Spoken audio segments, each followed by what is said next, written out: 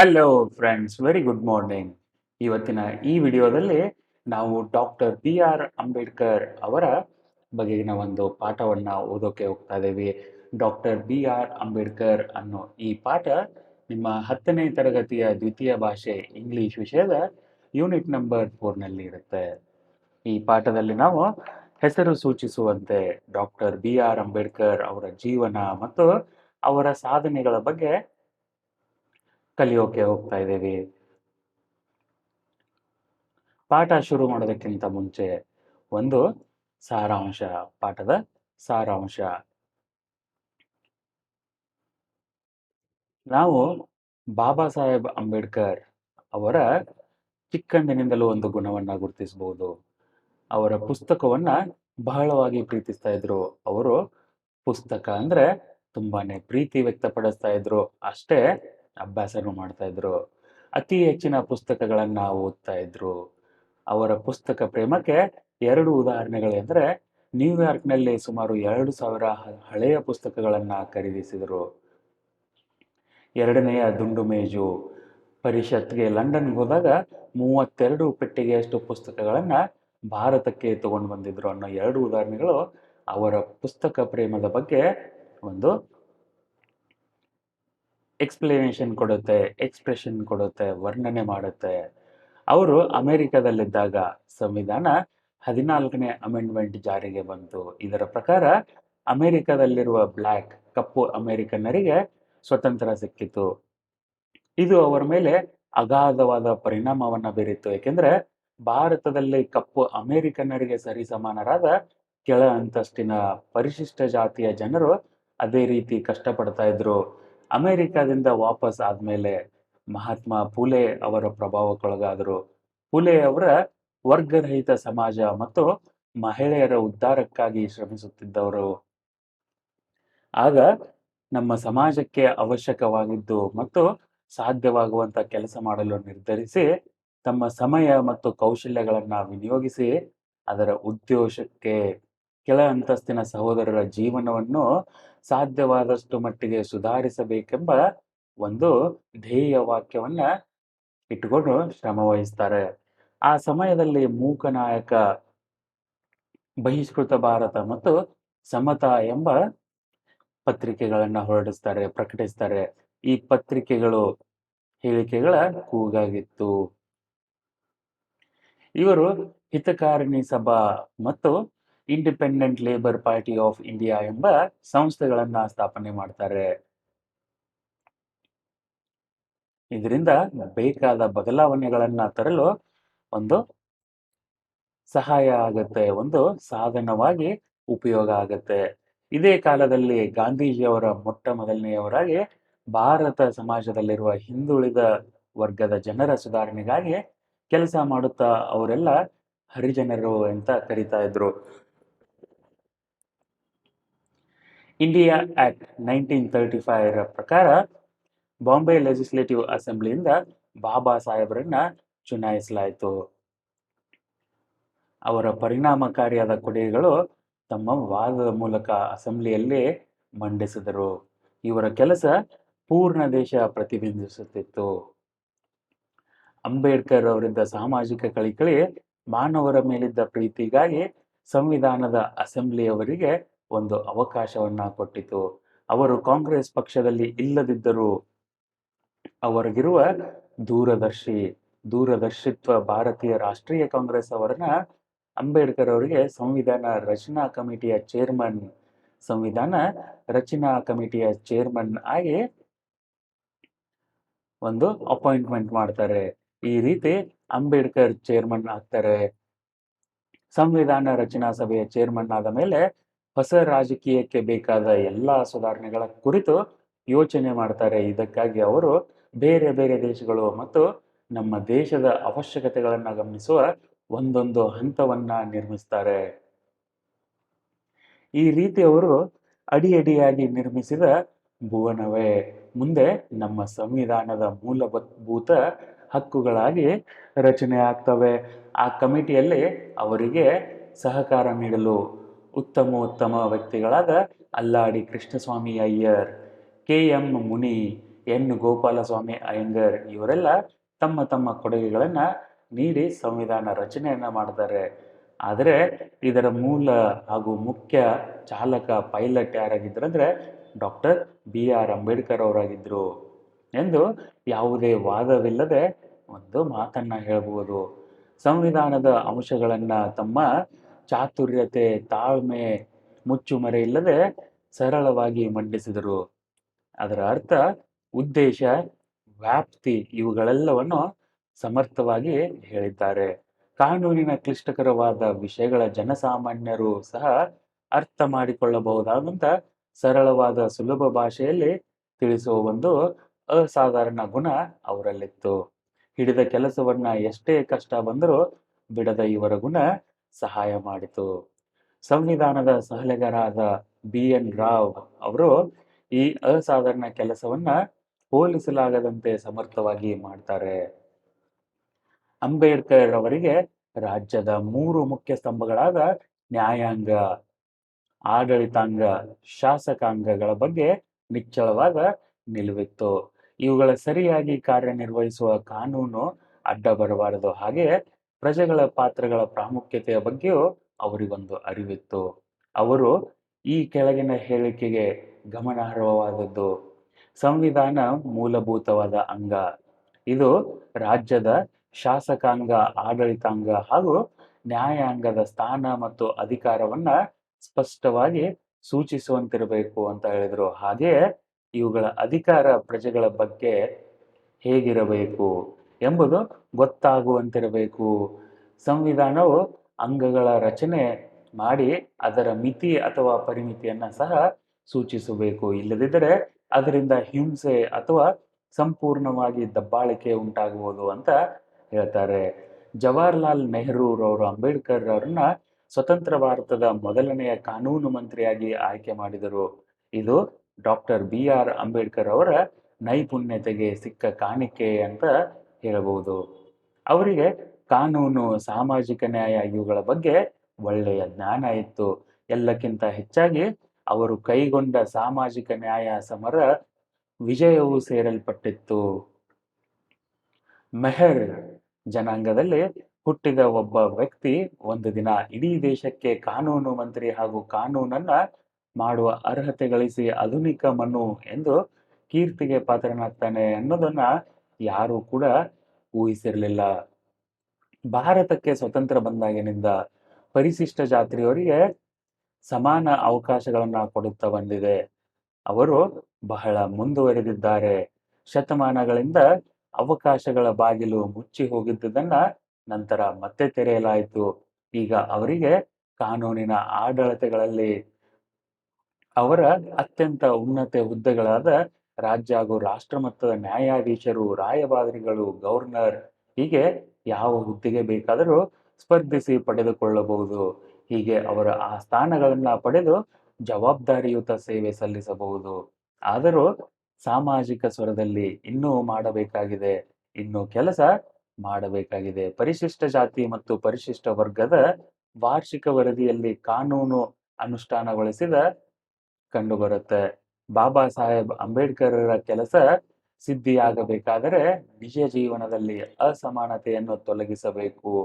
ಸಾಮಾಜಿಕ ಉದ್ದೇಶ ಅಥವಾ ಗುರಿಗಳನ್ನ ಸಾಧಿಸಬೇಕಾದರೆ ಸಂವಿಧಾನದ ನೀತಿಯನ್ನ ಅನುಸರಿಸಬೇಕು ಎಂದು ಡಾಕ್ಟರ್ ಬಿ ಆರ್ ಅಂಬೇಡ್ಕರ್ ಅವರು ಒತ್ತಿ ಹೇಳುತ್ತಿದ್ರು.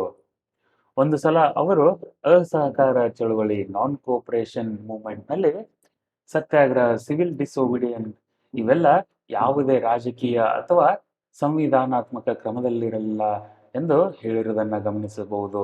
ಆದರೆ ಇವೆಲ್ಲ ಹೊರದೇಶವರು ಆಳುತ್ತಿದ್ದ ಕಾಲದಲ್ಲಿ ಅವರ ಪ್ರತಿಭಟನೆ ಸಂದರ್ಭದಲ್ಲಿ ಎಲ್ಲರೂ ಒಟ್ಟಾಗಿ ಮಾಡಿದ್ದು. ಆದರೆ ಸ್ವತಂತ್ರ ಭಾರತದಲ್ಲಿ ಇದಕ್ಕೆಲ್ಲ ಜನರ ಒಪ್ಪಿಗೆ ಅಗತ್ಯ. ಇಲ್ಲದಿದ್ದರೆ ಇದು ಸರ್ವಾಧಿಕಾರ ಎನಿಸಿಕೊಳ್ಳುತ್ತದೆ ಅಂತ ಹೇಳ್ತಾರೆ. ಪ್ರಜಾಪ್ರಭುತ್ವದಲ್ಲಿ ಇದು ಮುಕ್ತ ಹಾಗೂ ಪಾರದರ್ಶಕ ಚುನಾವಣೆಗಳ ಮೂಲಕ ಒಂದು ಆಯ್ಕೆ ನಡೆಯಬೇಕು. ಇಲ್ಲದಿದ್ದರೆ ಗಲಭೆಗಳು ಉಂಟಾಗಿ ಸಾರ್ವಜನಿಕ ಜೀವನಕ್ಕೆ, ಆಸ್ತಿ ಪಾಸ್ತಿಗಳಿಗೆ ಹಾನಿ ಉಂಟಾಗುತ್ತದೆ ಅನ್ನೋ ಒಂದು ಅನಿಸಿಕೆಯನ್ನು ಹೊಂದಿದ್ರು. ಸುಮಾರು 2500 ವರ್ಷಗಳ ಹಿಂದೆ ಬುದ್ಧನು ಜಾತಿ ಪದ್ಧತಿಯ ಬಗ್ಗೆ ಹೇಳಿರುವುದು, ಜಗತ್ತಿನಲ್ಲಿ ಎರಡೇ ಜಾತಿ, ಒಂದು ಉನ್ನತ ಹಾಗೂ ಪರಿಪೂರ್ಣ, ಇನ್ನೊಂದು ಅಪರಿಪೂರ್ಣ. ಅದೇ ರೀತಿ ತಮಿಳು ಕವಿಯಾಗಿರುವ ಅವೈಯರ್ ಪ್ರಕಾರ ಇರುವುದು ಎರಡೇ ಜಾತಿ, ಒಂದು ಉನ್ನತ ದಾನ ಧರ್ಮ ಮಾಡುವುದು, ಮತ್ತೊಂದು ಜಾತಿ ತೊಂದರೆ ಮತ್ತು ಕಷ್ಟ ಕೊಡುವವರದು ಅಂತ ಹೇಳ್ತಾರೆ. ಭಾರತದ ಸಂಪೂರ್ಣ ಇತಿಹಾಸವನ್ನ ಗಮನಿಸಿ ನೋಡಿದಾಗ ಸಾಧು ಸಂತರು ಮಹಾತ್ಮರು ಜಾತಿ ಪದ್ಧತಿಯನ್ನ ಹೋರಾಡಿಸಲು ಹೊರಗಡೆ ತಳ್ಳಲು ತುಂಬಾನೇ ಶ್ರಮ ವಹಿಸಿದ್ದಾರೆ. ಮನುಷ್ಯರೆಲ್ಲ ಒಂದೇ, ಹುಟ್ಟಿನಿಂದ ಜಾತಿಯ ನಿರ್ಧಾರವಲ್ಲ, ಗುಣದಿಂದ ಜಾತಿಯ ನಿರ್ಧಾರ ಆಗತ್ತೆ ಅಂತ ಸಾರಿ ಸಾರಿ ಹೇಳಿರ್ತಾರೆ. ಬ್ರಿಟಿಷರು ಆಡಳಿತ ನಡೆಸುತ್ತಿದ್ದಾಗ ತಮ್ಮ ಅನುಕೂಲಕ್ಕಾಗಿ ಮತ್ತು ಅವರ ಲಾಭಕ್ಕಾಗಿ ಒಡೆದು ಆಳುವ ಡಿವೈಡ್ ಅಂಡ್ ರೂಲ್ ಅನ್ನುವ ಒಂದು ನೀತಿಯನ್ನ ಅನುಸರಿಸಿದರು. ಆಗ ಜಾತಿ ಪದ್ಧತಿಗೆ ಹೆಚ್ಚಿನ ಪುರಸ್ಕಾರ ಕೊಟ್ಟಿದ್ರು ಯಾರು? ಬ್ರಿಟಿಷರು. ನಮ್ಮ ಕಾಲದ ಇಬ್ಬರು ಭಾರತೀಯರು ಈ ವಿಷಯದ ಬಗ್ಗೆ ಬಹಳಷ್ಟು ಶ್ರಮ ಪಟ್ಟಿದ್ದಾರೆ. ಅವರು ಮಹಾತ್ಮ ಗಾಂಧೀಜಿ ಮತ್ತು ಡಾಕ್ಟರ್ BR ಅಂಬೇಡ್ಕರ್ ಅವರು. ಅವರಿಬ್ಬರು ಜಾತಿ ಪದ್ಧತಿಯನ್ನ ತಿರಸ್ಕರಿಸಿ ಎಲ್ಲರೂ ಒಂದು ಎಂದ ಮಾತನ್ನ ಸಾರಿದರು. ಗಾಂಧೀಜಿ ಉಚ್ಚ ಜಾತಿ ಎಂದು ತಿಳಿದ ಜನರಿಗೆ ಕೆಳಜಾತಿಯವರಿಗೆ ಅವರು ಮಾಡಬೇಕಾದ ಕರ್ತವ್ಯದ ಅರಿವು ಮೂಡಿಸಿದರು. ಅಂಬೇಡ್ಕರ್ ಅದೇ ರೀತಿ ಸಮಾನತೆಯ ಬಗ್ಗೆ ಉಚ್ಚ ಮತ್ತು ಶಕ್ತಿಪೂರ್ಣ ಜಾತಿಯವರಿಗೆ ತಿಳಿಸಿಕೊಟ್ರು. ಅವರು ಕರ್ತವ್ಯದ ಬಗ್ಗೆ ಹೇಳಿಕೊಟ್ರು, ಇನ್ನೊಬ್ಬರು ಹಕ್ಕಿನ ಬಗ್ಗೆ ತಿಳಿಸಿಕೊಟ್ಟು ಸಾಮಾಜಿಕವಾಗಿ ನಿಜವಾದ ಕ್ರಾಂತಿಯನ್ನ ಮಾಡಿದ್ದಾರೆ. ಅಂಬೇಡ್ಕರ್ ಅವರು 1956ರ ಡಿಸೆಂಬರ್ನಲ್ಲಿ ಕೊನೆಯುಸಿರೆಳೆದಾಗ ಜವಾಹರ್ಲಾಲ್ ಲೋಕಸಭೆಯಲ್ಲಿ ಅಂಬೇಡ್ಕರ್ ಕ್ರಾಂತಿಯ ಪ್ರತೀಕ ಎಂದು ಪ್ರತಿಕ್ರಿಯಿಸಿದರು. ಲೇಖಕರ ಪ್ರಕಾರ ನಾವು ಅಂಬೇಡ್ಕರ್ ಅವರನ್ನು ಒಪ್ಪಲಿ ಅಥವಾ ಒಪ್ಪದಿರಲಿ, ಅವರು ತೋರಿಸಿದ ದೃಢ ಹಾಗೂ ಅವಿರತ ಪ್ರಯತ್ನ, ವಿಘ್ನಗಳನ್ನು ಲೆಕ್ಕಿಸದೆ ಮುಂದೆ ಹೋಗುವ ಗುಣ, ಇವುಗಳನ್ನ ಪ್ರಶಂಸಿಸಲೇಬೇಕು. ಅವರ ಪ್ರತಿಭಟನೆ ತೊಂದರೆ ಕೊಟ್ಟರೂ ಸಹ ಇದನ್ನೆಲ್ಲ ಸಹ ಪರಿಶಿಷ್ಟ ಜಾತಿಯವರಿಗಾಗಿ ಹೋರಾಡಿದ್ದು, ಪರಿಶಿಷ್ಟ ಜಾತಿಯವರು ಬಹಳ ಕಾಲ ಎಲ್ಲ ಅವಕಾಶಗಳಿಂದ ವಂಚಿತರಾಗಿದ್ದರು, ಅವರ ಏಳಿಗೆಗಾಗಿ ಶ್ರಮಪಟ್ಟರು. ಇಂತಹವರ ಉದ್ಧಾರಕ್ಕಾಗಿ ಶ್ರಮಿಸಿದ ಈ ಮಹಾನಾಯಕ ಇಂದು ನಮ್ಮನ್ನಗಲಿ ಹೋಗಿರುವುದು ವಿಷಾದನೀಯ ಎಂದು ಸಂತಾಪ ವ್ಯಕ್ತಪಡಿಸಿದ್ದಾರೆ. ಬಹಳ ಬೇಗನೆ ಬಾಬಾ ಸಾಹೇಬ್ ಅಂಬೇಡ್ಕರ್ ಅವರ ಸಮತಾವಾದದ ಕನಸು ನನಸಾಗುವುದರಲ್ಲಿ ಯಾವ ಸಂಶಯವೂ ಇಲ್ಲ ಅನ್ನೋ ಒಂದು ಸಂದೇಶವನ್ನ ಈ ಪಾಠದ ಮೂಲಕ ಕೊಡ್ತಾ ಇದ್ದಾರೆ. ಇಷ್ಟು ಈ ಪಾಠದ ಕನ್ನಡದಲ್ಲಿ ಸಾರಾಂಶವಾಗಿತ್ತು. ಸಾರಾಂಶವನ್ನ ಕೇಳಿದ ಮೇಲೆ ನಿಮಗೆ ಇಂಗ್ಲಿಷ್ನಲ್ಲಿ ಪಾಠವನ್ನ ಓದಿದ್ರೆ ಎಲ್ಲ ವಾಕ್ಯಗಳು ತಟ್ ತಟ್ ಅಂತ ಅರ್ಥ ಆಗುತ್ತೆ. ಅಷ್ಟೇ ಅಲ್ಲ, ಒಂದಿಷ್ಟು ಶಬ್ದಗಳ ಅರ್ಥಗಳು ಕೂಡ ನಿಮಗೆ ಊಹೆಯಿಂದ ಸಿಗಬಹುದು. ಆದ್ರೆ ಪಾಠವನ್ನ ಓದಕ್ಕೆ ಶುರು ಮಾಡೋದಕ್ಕಿಂತ ಮುಂಚೆ ಬಿಫೋರ್ ಯು ರೀಡ್ ಸೆಕ್ಷನ್ ನಲ್ಲಿ ಒಂದೆರಡು ಪ್ಯಾಸೇಜ್ ಕೊಟ್ಟಿದ್ದಾರೆ. Not gold but only men can make a nation great and strong. ಯಾವುದೇ ಚಿನ್ನ, ಯಾವುದೇ ದೇಶದ ಒಂದು ಆರ್ಥಿಕ ಪರಿಸ್ಥಿತಿ, ಅವರ ಹತ್ತಿರ ಇರುವ ದುಡ್ಡು, ಹಣ, ಶಕ್ತಿ ಆ ದೇಶವನ್ನ ಶ್ರೇಷ್ಠವಾಗಿಸಲ್ಲ. ಆದ್ರೆ ಆ ದೇಶದ ನಾಯಕರು ಒಂದು ದೇಶವನ್ನ ಶ್ರೇಷ್ಠವಾಗಿ ನಿರ್ಮಿಸ್ತಾರೆ. Men who for truth and honour sake stand fast and suffer long. Brave men who work while others sleep, who dare while others fly, they build a nation's pillars deep and lift them to the sky ಅಂತ ಹೇಳ್ತಾ ಇದ್ದಾರೆ. ಯಾರು ಸತ್ಯ ಮತ್ತು ಘನತೆಯ ಸಲುವಾಗಿ ನಿಲ್ತಾರೋ, ಯಾರು ಎದ್ದು ನಿಂತು ಕಷ್ಟಗಳನ್ನ ಎದುರಿಸ್ತಾರೋ, ಯಾರು ಧೈರ್ಯದಿಂದ ಎಲ್ಲರೂ ಮಲಗಿರ್ಬೇಕಾದ್ರೆ ಎದ್ದು ನಿಂತು ಕೆಲಸ ಮಾಡ್ತಾರೋ, ಯಾರು ಜನರು ಓಡಿ ಹೋಗ್ಬೇಕಾದ್ರೆ ಅವರ ಶೌರ್ಯವನ್ನ ತೋರಿಸ್ತಾರೋ, ಅವರು ದೇಶದ ಸ್ತಂಭಗಳನ್ನ ಆಳವಾಗಿ ಬೆಳೆಸ್ತಾರೆ ಮತ್ತು ಆಕಾಶಕ್ಕೆ ತೆಗೆದುಕೊಂಡು ಹೋಗ್ತಾರೆ ಅಂತ ಈ ಒಂದು ಎರಡು ಮಾತುಗಳಲ್ಲಿ ತಿಳಿಸ್ತಾ ಇದ್ದಾರೆ. All of us love our country don't we. ನಮಗೆಲ್ಲ ನಮ್ಮ ದೇಶದ ಬಗ್ಗೆ ಅತಿ ಪ್ರೇಮ ಅಲ್ವಾ? But some people believe soldiers and politicians are the only people who can build the nation and contribute directly to its growth. Do you agree? ಸ್ವಲ್ಪ ಜನ ಸೈನಿಕರು ಮತ್ತು ರಾಜಕಾರಣಿಗಳಷ್ಟೇ ಈ ದೇಶದ ಜವಾಬ್ದಾರಿಯನ್ನ ಹೊಂದಿದ್ದಾರೆ. ಬರೀ ಅವರಷ್ಟೇ ಡೈರೆಕ್ಟ್ ಆಗಿ ದೇಶದ ಏಳಿಗೆಗೆ ಕೆಲಸ ಮಾಡ್ತಾರೆ ಅಂತ ನಂಬಿರ್ತಾರೆ. ಇದು ಸರಿನಾ? ನನ್ನ ಪ್ರಕಾರ ಇದು ತಪ್ಪು. ನಿಮಗೆ ಏಕೆ ಹಂಗ ಅನ್ಸುತ್ತೆ? ಸರಿ ಅನ್ಸಿದ್ರೆ ಏಕೆ ಸರಿ ಅನ್ಸುತ್ತೆ? ಬರೀ ಸೈನಿಕರು ಮತ್ತು ರಾಜಕಾರಣಿಗಳಷ್ಟೇ ದೇಶದ ಏಳಿಗೆಗೆ ಕೆಲಸ ಮಾಡ್ತಾರೆ ಅನ್ನೋ ಮಾತು ನಿಮ್ಗೆ ಸರಿ ಅನ್ಸಿದ್ರೆ ಏಕೆ ಸರಿ ಅನ್ಸುತ್ತೆ? ತಪ್ಪು ಅನ್ಸಿದ್ರೆ ಯಾಕೆ ತಪ್ಪು ಅನ್ಸುತ್ತೆ ಅನ್ನೋದನ್ನ ಒಂದು 2 ಪ್ಯಾರಾಗ್ರಾಫ್ಗಳಲ್ಲಿ ಬರೆದು ಓದೋಕೆ ಪ್ರಯತ್ನ ಮಾಡಿ. How can simple or common man contribute to strengthen the country? ಸಾಮಾನ್ಯ ಜನ ದೇಶವನ್ನ ಶಕ್ತಿಯುತ ಮಾಡಲು ಹೇಗೆ ಕೆಲಸ ಮಾಡಬಹುದು, ಹೇಗೆ ಅವರ ಕೊಡುಗೆಗಳನ್ನ ಕೊಡಬಹುದು ಅನ್ನೋದ್ರ ಬಗ್ಗೆ ಇನ್ನ ಒಂದೆರಡು ಪ್ಯಾರಾಗ್ರಾಫ್ಗಳನ್ನ ನಿಮ್ಮ ಗೆಳೆಯರ ಜೊತೆ ಚರ್ಚೆ ಮಾಡಿ ಬರೀರಿ ಅಂತ ಹೇಳ್ತಾ ಇದ್ದಾರೆ. ಚರ್ಚೆ ಮಾಡೋಕೆ ಅವಕಾಶ ಸಿಕ್ಕಿಲ್ಲ ಅಂದ್ರೂ ಪರವಾಗಿಲ್ಲ, ನೀವಾಗಿ ನೀವೇ ಯೋಚನೆ ಮಾಡಿ ಒಬ್ಬ ಸಾಮಾನ್ಯ ಮನುಷ್ಯ, ನಿಮ್ಮಂತಹ ಸಾಮಾನ್ಯ ಮನುಷ್ಯರು ದೇಶದ ಏಳಿಗೆಗೆ ಹೇಗೆ ಸಹಾಯ ಮಾಡಬಹುದು, ನಮ್ಮ ಕೊಡುಗೆಗಳನ್ನ ಕೊಡಬಹುದು ಅನ್ನೋದನ್ನ ಒಂದೆರಡು ಪ್ಯಾರಾಗ್ರಾಫ್ನಲ್ಲಿ ಬರೆಯೋಕೆ ಪ್ರಯತ್ನ ಮಾಡಿ. ಈಗ ಪಾಠವನ್ನ ಶುರು ಮಾಡೋಣ. Doctor B.R. Ambedkar, written by Sri R. Venkataraman. First paragraph. One trait which marked Baba Saheb during his student days and in fact throughout his life was that he was voracious reader. One trait. Trait ಅಂದ್ರೆ ಏನು? Trait ಅಂದ್ರೆ ಗುಣ. TRAIT, trait.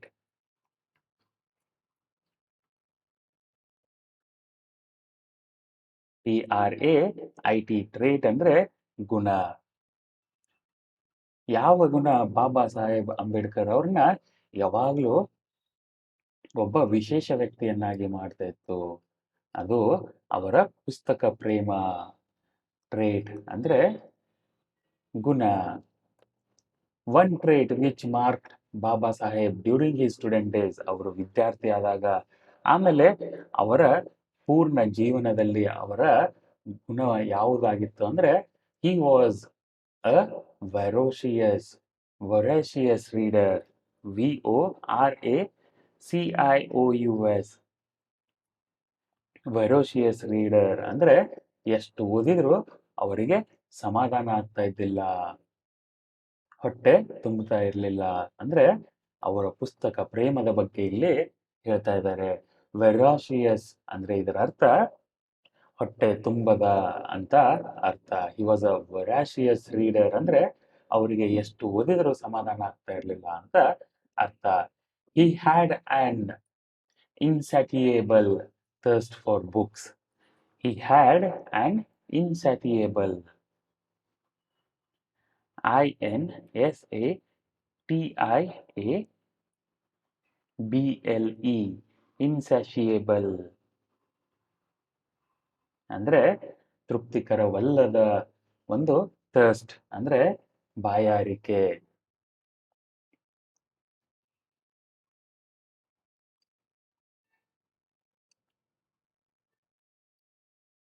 ಇನ್ಸ್ಯಾಷಿಯಬಲ್ ಅಂದ್ರೆ ತೃಪ್ತಿಕರವಲ್ಲದ ಒಂದು ಬಾಯಾರಿಕೆ ಅವರಿಗೆ ಪುಸ್ತಕಗಳ ಬಗ್ಗೆ ಇತ್ತು.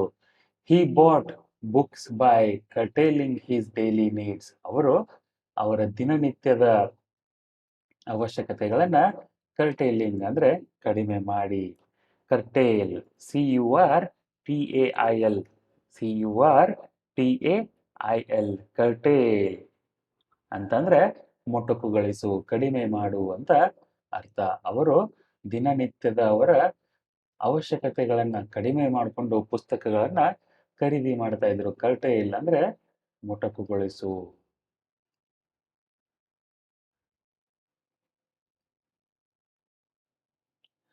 ಡೈಲಿ ನೀಡ್ಸ್ ಅಂದ್ರೆ ದಿನನಿತ್ಯದ ಅವಶ್ಯಕತೆಗಳು. In New York he is said to have purchased about 2000 old books. New York ನಗರಕ್ಕೆ ಹೋದಾಗ ಅಲ್ಲಿ 2000 ಪುಸ್ತಕಗಳನ್ನ ಖರೀದಿ ಮಾಡಿದ್ರು. And it is recorded that at a time of second round table conference in London, ಎರಡನೆಯ ದುಂಡು ಮೇಜಿನ ಸಭೆಗಾಗಿ ಅವರು ಲಂಡನ್ಗೆ ಹೋದಾಗ he brought so many books, ಅವರು ಎಷ್ಟೊಂದು ಪುಸ್ತಕಗಳನ್ನ ಖರೀದಿ ಮಾಡಿದ್ರಂದ್ರೆ that they had to be sent to India in 32 boxes. 32 ಪೆಟ್ಟಿಗೆಗಳಲ್ಲಿ ಅವುಗಳನ್ನ ತುಂಬಿ ಭಾರತಕ್ಕೆ ಕಳಿಸ್ಬೇಕಾಗಿತ್ತು. ಅಷ್ಟು ಪುಸ್ತಕ ಪ್ರೇಮ ಡಾಕ್ಟರ್ ಬಿ ಆರ್ ಅಂಬೇಡ್ಕರ್ ಅವರಿಗೆ ಅಂತ ಮೊದಲ ಪ್ಯಾರಾಗ್ರಾಫ್ ನಲ್ಲಿ ಹೇಳ್ತಾ ಇದ್ದಾರೆ. It is important to record here one major influence on doctor B R Ambedkar. Influence ಅಂದ್ರೆ ಪ್ರಭಾವ ಬೀರಿದ. ಇಲ್ಲಿ ಡಾಕ್ಟರ್ ಬಿ ಆರ್ ಅಂಬೇಡ್ಕರ್ ಅವರ ಮೇಲೆ ಒಂದು ಪ್ರಭಾವ ಬೀರಿದ ಸಂಗತಿಯನ್ನ ಹೇಳಲೇಬೇಕು. ಇನ್ಫ್ಲೂಯೆನ್ಸ್ ಅಂದ್ರೆ ಪ್ರಭಾವ. While in USA, he was drawn to the 14th Amendment of Constitution of the USA, which gave freedom to Black Americans. ಅಲ್ಲಿ ನಡೆದ 14ನೇ ತಿದ್ದುಪಡಿ, ಅಮೆರಿಕದ ಸಂವಿಧಾನದಲ್ಲಿ ಆದ 14ನೇ ತಿದ್ದುಪಡಿ ಪ್ರಕಾರ ಅಲ್ಲಿದ್ದ ಕಪ್ಪು ಅಮೆರಿಕನ್ನರಿಗೆ ಸ್ವತಂತ್ರ ಸಿಕ್ಕಿತು. ಅವರಿಗೆ ಯಾವುದೇ ಮಿತಿಗಳು ಇರಲಿಲ್ಲ. He saw at once the parallel of the situation for the depressed classes in India.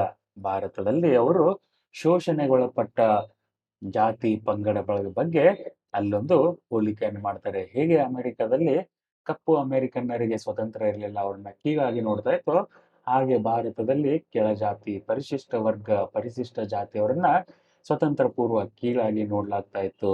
ಅವರ ಗಮನ ಈ ಕಡೆ ಸೆಳೆಯಿತು. ನಮ್ಮ ದೇಶದಲ್ಲೂ ಈ ತರದ ಒಂದು ಸಮಸ್ಯೆ ಇದೆ, ನಮ್ಮ ದೇಶದಲ್ಲೂ ಕೀಳು ಮೇಲು ಅನ್ನೋ ಒಂದು ಸಮಸ್ಯೆ ಇದೆ, ಅದನ್ನ ಹೋಗ್ಲಾಡಿಸ್ಬೇಕು ಅನ್ನೋ ಒಂದು ಯೋಚನೆ ಅವರಿಗೆ ಆವಾಗ ಬಂತು. ಆನ್ ರಿಟರ್ನಿಂಗ್ ಹೋಮ್, ಭಾರತಕ್ಕೆ ಬಂದ ಮೇಲೆ Baba Saheb came to be greatly influenced by the life and work of Mahatma Phule. ಭಾರತಕ್ಕೆ ಬಂದ ಮೇಲೆ ಅವರು ಮಹಾತ್ಮ ಫುಲೆಯವರ ಜೀವನದ ಬಗ್ಗೆ ಅಭ್ಯಾಸ ಮಾಡಿದಾಗ ಮಹಾತ್ಮ ಫುಲೆಯವರ ಕೆಲಸ ಮತ್ತು ಅವರ ಸಿದ್ಧಾಂತಗಳು ಬಾಬಾ ಸಾಹೇಬ್ ಅಂಬೇಡ್ಕರ್ ಅವರ ಮೇಲೆ ಅತಿಯಾಗಿ ಪ್ರಭಾವ ಬೀಳ್ತವೆ. The votary of a classless society and women's uplift. The votary, VOTARY, the votary of classless society ಅಂದ್ರೆ ಒಂದು ಯಾವುದೇ ಪಂಗಡಗಳವಿಲ್ಲದ, ಮೇಲು ಕೀಳುವಿಲ್ಲದ ಒಂದು ಸಮಾಜ ಮತ್ತು ಮಹಿಳೆಯರ ಏಳಿಗೆ, ಇವುಗಳ ಬಗ್ಗೆ ಮಹಾತ್ಮ ಫುಲೆ ಅವರು ತುಂಬಾನೇ ಕೆಲಸ ಮಾಡಿದ್ರು. ಕ್ಲಾಸ್ಲೆಸ್ ಸೊಸೈಟಿ ಅಂದ್ರೆ ಮೇಲು ಕೀಳು ಇಲ್ಲದ, ಯಾವುದೇ ಪಂಗಡಗಳಿಲ್ಲದ ಒಂದು ಸಮಾಜ. ವುಮೆನ್ಸ್ ಅಪ್ಲಿಫ್ಟ್ ಅಂದ್ರೆ ಮಹಿಳೆಯರ ಏಳಿಗೆ. ವೋಟರಿ ಅಂದ್ರೆ ಭಕ್ತ, ಉಪಾಸಕ. ಮಹಾತ್ಮ ಫುಲೆ ಅವರು ಯಾವುದೇ ಒಂದು ಧರ್ಮ ಜಾತಿ ಇಲ್ಲದೆ, ಯಾವುದೇ ಒಂದು ಮೇಲು ಕೀಳು ಅನ್ನೋ ಭಾವ ಇಲ್ಲದ ಸಮಾಜದ ಉಪಾಸಕರಾಗಿದ್ರು. ಅಷ್ಟೇ ಅಲ್ಲ, ಮಹಿಳೆಯರ ಏಳಿಗೆಯ ಉಪಾಸಕರಾಗಿದ್ರು. ಕಷ್ಟಪಟ್ಟು ದುಡಿತಾ ಇದ್ರು, ಅದೇ ಅವರ ಜೀವನದ ಗುರಿ ಅಂತ ಅನ್ಕೊಂಡ ಇದ್ರು. ವೋಟರಿ ಅಂದ್ರೆ ಉಪಾಸಕ, ಭಕ್ತ.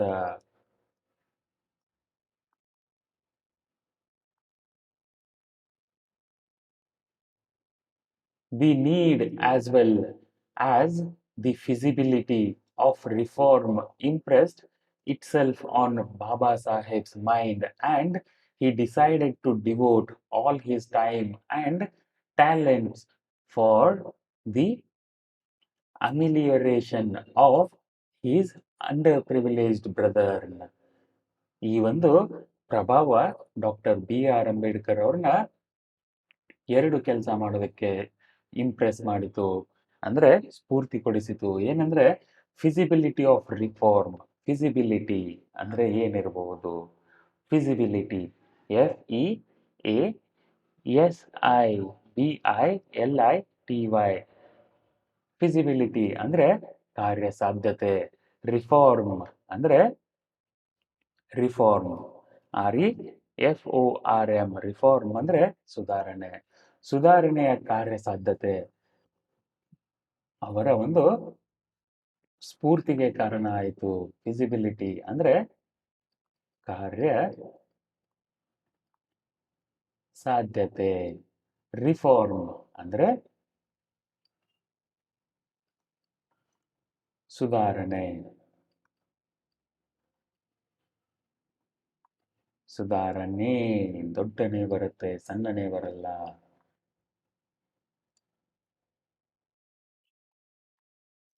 Impressed itself on Baba Sahib's mind and decided to devote all his time and talents.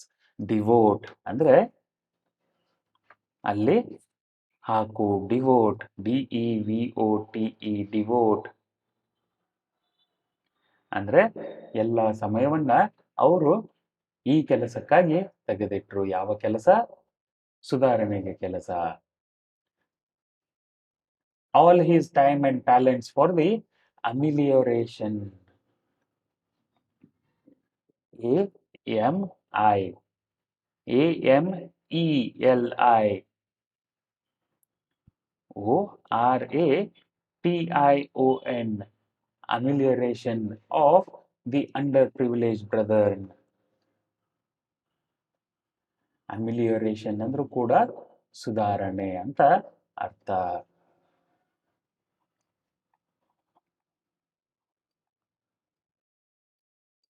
Under privileged ಅಂದ್ರೆ ಕೆಳವರ್ಗದ, ಬ್ರದರ್ನ್ ಅಂದ್ರೆ ಸಹೋದರರು. Newspapers started by him such as the Mooknayak, Bahishkrit Bharat and Samata were at once recognized as authentic voices of the depressed classes.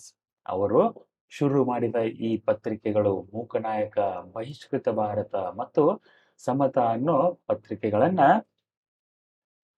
ಕೆಳವರ್ಗದ ಜನರ ಧ್ವನಿಯಾಗಿ ಗುರುತಿಸಲಾಯಿತು. Recognised ಅಂದ್ರೆ ಗುರುತಿಸು. Recognise ಅಂದ್ರೆ ಗುರುತಿಸು. Authentic ಅಂದ್ರೆ original. Original ಅಂದ್ರೆ ನಿಜವಾದ. ಅಥೆಂಟಿಕ್, AUTHENTIC, ಅಥೆಂಟಿಕ್ ಅಂದ್ರೆ ನಿಜವಾದ, ಅಧಿಕೃತ. ಕೆಳವರ್ಗದ ಜನರ ಅಧಿಕೃತ ಧ್ವನಿಯಾಗಿ ಈ ಪತ್ರಿಕೆಗಳನ್ನ ಗುರುತಿಸಲಾಯಿತು. Likewise institutions set up by him such as the Hitakarini Sabha and independent labour party of India became vehicles of change. ಇವರು ಸಂಸ್ಥಾಪನೆ ಮಾಡಿದ ಸಂಸ್ಥೆಗಳು ಹಿತಕರ್ಣಿ ಸಭಾ ಮತ್ತು independent labour party of India ಈ ಒಂದು ಬದಲಾವಣೆಯ ವಾಹನಗಳಾದವು.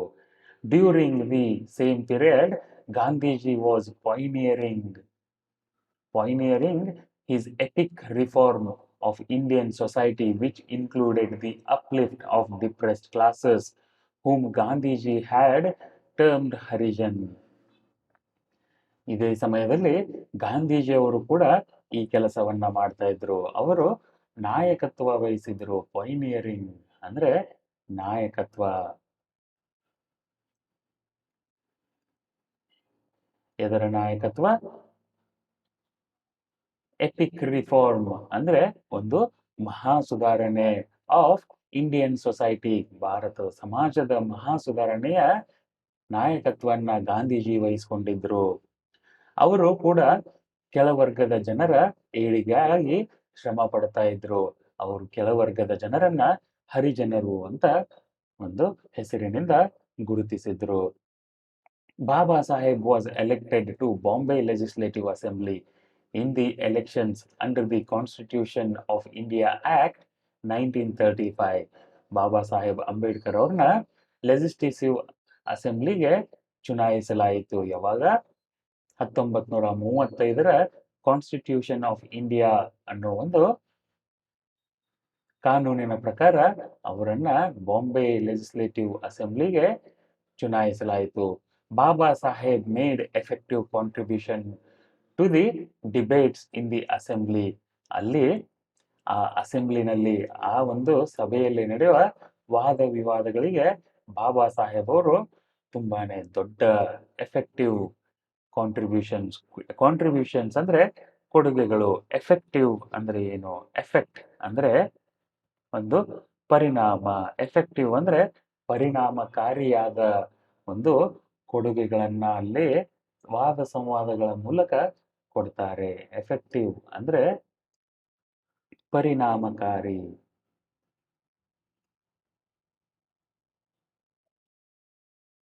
ಟು ದಿ ಡಿಬೇಟ್ಸ್ ಅಂದ್ರೆ ವಾದ ಸಂವಾದ. ಡಿಬೇಟ್ ಅಂದ್ರೆ ಸಂವಾದ. Variety of subjects. ವಿವಿಧ ವೆರೈಟಿ ಆಫ್ ಸಬ್ಜೆಕ್ಟ್ಸ್ ಅಂದ್ರೆ ವಿವಿಧ ವಿಷಯಗಳ ಮೇಲೆ ಅವರ ಹೇಳಿಕೆಗಳು, ವಾದಗಳು ಅಲ್ಲಿ ಒಂದು ದೊಡ್ಡ ಕೊಡುಗೆಯಾಗಿದ್ವು. His flair for legislative work became evident to the whole nation. ಅವರ ಫ್ಲೇರ್, FLAIR, FLAIR, ಫ್ಲೇರ್ ಅಂದ್ರೆ ಸಾಮರ್ಥ್ಯ. For legislative work, legislative assembly ಅಂತ ಕೇಳ್ತೀರಾ. MLA, member of legislative assembly ಅಂತ ಅರ್ಥ. ಲೆಜಿಸ್ಲೇಟಿವ್ ಇದರ ಅರ್ಥ ಏನು? LEGISLATIVE,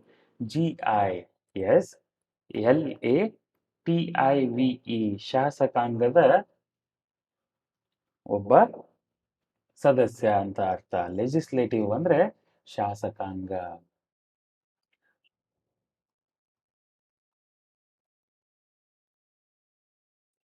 ಫ್ಲೇರ್ ಅಂದ್ರೆ ಸಾಮರ್ಥ್ಯ.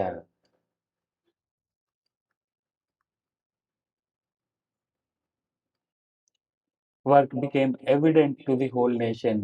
ಸಂಪೂರ್ಣ ಭಾರತಕ್ಕೆ ಅವರ ಈ ಕೊಡುಗೆಗಳು, ಶಾಸಕಾಂಗಕ್ಕೆ ನೀಡಿದ ಕೊಡುಗೆಗಳು ಒಂದು ಎವಿಡೆನ್ಸ್ ಆದವು, ಒಂದು ಸಾಕ್ಷಿಯಾಗಿ ನಿಂತು ಪೂರ್ತಿ ಭಾರತಕ್ಕೆ ಈ ಮಾತುಗಳು ತಿಳಿದು ಹೋದವು.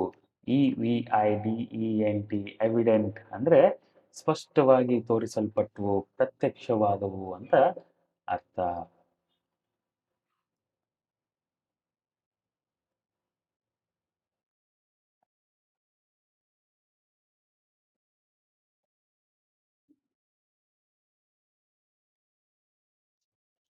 ಪ್ರಶ್ನೆಗಳಿಗೆ ಉತ್ತರಗಳು ನಿಮ್ಮ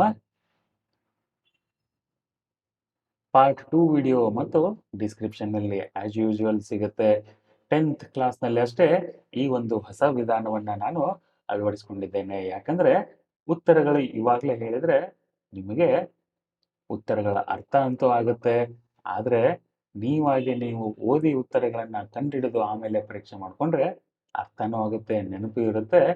ಎಕ್ಸಾಮ್ನಲ್ಲಿ ಉತ್ತರಗಳನ್ನ ಕ್ಲಿಯರ್ ಆಗಿ ಬರೆಯೋ ಒಂದು ಶಕ್ತಿ ಕೂಡ ನಿಮಗೆ ಬರುತ್ತೆ. ಅದಕ್ಕೆ ಪ್ರಶ್ನೆ ಉತ್ತರಗಳಿಗಾಗಿ ಸಪ್ರೇಟ್ ವಿಡಿಯೋಗಳನ್ನ ಮಾಡ್ತಾ ಇದ್ದೀನಿ.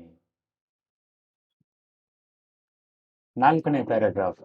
Soon the constituent assembly of India afforded Dr. B.R. Ambedkar the opportunity to give the most notable and permanent shape to his social philosophy and to his undying faith in dignity of human beings. ಬೇಗನೆ constituent assembly of India doctor B.R. Ambedkar ಅವರಿಗೆ ಒಂದು ಅವಕಾಶವನ್ನ ಕೊಡುತ್ತೆ. ಅಲ್ಲಿ ಅವರು ಅವರ ಸಾಮಾಜಿಕ ಕಳಕಳಿ, ಅವರ ಫಿಲಾಸಫಿ ಮತ್ತು ಅವರ undying faith in dignity of human beings ಅಂದ್ರೆ ಅವರಲ್ಲಿರುವ ಸಾವಿಲ್ಲದ ಒಂದು ಮನುಷ್ಯನಿಗೆ ಕೊಡಬೇಕಾದಂತ ಘನತೆಗಳ ಬಗ್ಗೆ ಕೆಲಸ ಮಾಡೋದಕ್ಕೆ ಒಂದು ಅವಕಾಶ ಸಿಗುತ್ತೆ. Baba Saheb was not in the Congress. Baba Saheb Ambedkar ಅವರು ಕಾಂಗ್ರೆಸ್ನ ಮೆಂಬರ್ ಆಗಿರಲಿಲ್ಲ. But it must be said to the credit of the far-sighted and objective leadership of the Indian National Congress that it requested Dr. Ambedkar to serve on the drafting committee of the Constituent Assembly and made him its chairman. Constituent assembly of ಇಂಡಿಯಾದ ಒಂದು ಮುಖ್ಯ ಉದ್ದೇಶ ಏನಾಗಿತ್ತಂದ್ರೆ ಭಾರತದ ಸಂವಿಧಾನ ರಚನೆ ಮಾಡೋದು. ಇದು ಭಾರತ ಸಂವಿಧಾನ ರಚನಾ ಕಮಿಟಿ ಆಗಿತ್ತು. ಅಲ್ಲಿ ಡಾಕ್ಟರ್ B.R. ಅಂಬೇಡ್ಕರ್ ಅವರನ್ನ ಆ ಕಮಿಟಿಯ ಚೇರ್ಮನ್ ಆಗಿ ನೇಮಿಸಲಾಯಿತು. ಅಂಬೇಡ್ಕರ್ ಅವರು ಕಾಂಗ್ರೆಸ್ ಮೆಂಬರ್ ಆಗಿದ್ದಿಲ್ಲ, ಆದರೂ ಕೂಡ ಕಾಂಗ್ರೆಸ್ನಲ್ಲಿರುವ ಇಂಡಿಯನ್ ನ್ಯಾಷನಲ್ ಕಾಂಗ್ರೆಸ್ನಲ್ಲಿರುವ ಹಿರಿಯ ರಾಜಕಾರಣಿಗಳು ಮತ್ತು ಹಿರಿಯ ಸದಸ್ಯರು ಅಂಬೇಡ್ಕರ್ ಅವರಲ್ಲಿರುವ ಶಕ್ತಿ ಸಾಮರ್ಥ್ಯಗಳನ್ನು ಗಮನಿಸಿ ಅವರಿಗೆ ಈ ಒಂದು ಜವಾಬ್ದಾರಿಯನ್ನ ಕೊಡ್ತಾರೆ, to lead the constituent assembly. As the chairman of the drafting committee, Dr. Ambedkar anticipated every conceivable requirement of the new polity. As the chairman, ಆ ಒಂದು ಸಂಸ್ಥೆಯ ಚೇರ್ಮನ್ ಆಗಿ ಅವರು ಏನೇನ್ ಮಾಡಿದ್ರು? ಆಂಟಿಸಿಪೇಟ್, ANTICIPATE,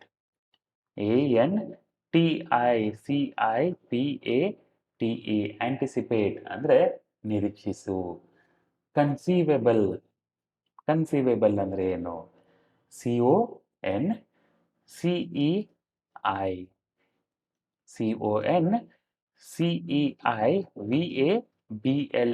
ನೆನ್ಪಿಟ್ಕೊಳ್ಳಿ ಸ್ಪೆಲ್ಲಿಂಗ್ನ.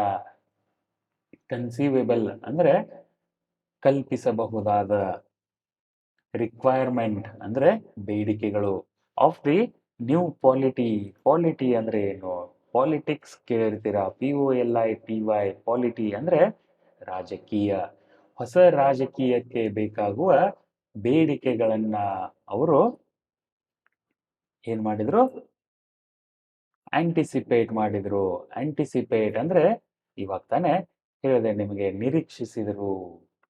ಆಂಟಿಸಿಪೇಟ್ ಅಂದ್ರೆ ನಿರೀಕ್ಷಿಸು.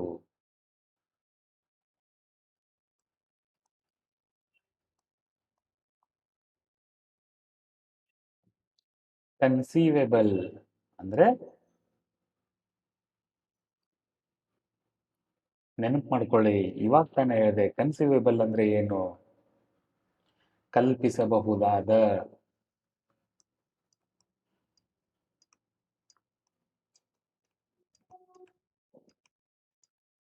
ರಿಕ್ವೈರ್ಮೆಂಟ್ ಅಂದ್ರೆ ಬೇಡಿಕೆಗಳು. ಪಾಲಿಟಿ ಅಂದ್ರೆ ರಾಜಕೀಯ.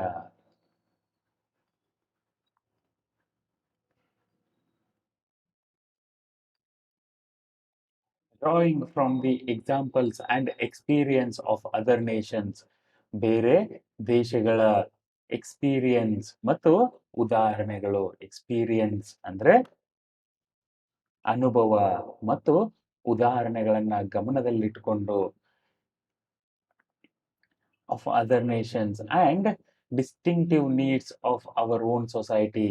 ಡಿಸ್ಟಿಂಕ್ಟಿವ್ ಅಂದ್ರೆ ನಮ್ಮ ಸೊಸೈಟಿಗೆ ಅಷ್ಟೇ ಬೇಕಾಗುವ, ಡಿಸ್ಟಿಂಕ್ಟಿವ್ ಅಂದ್ರೆ ಇಲ್ಲಿ ಅಪ್ಲಿಕೇಬಲ್ ಆಗುವ, ನಮ್ಮ ಸಮಾಜಕ್ಕೆ ಅನುಗುಣವಾದ.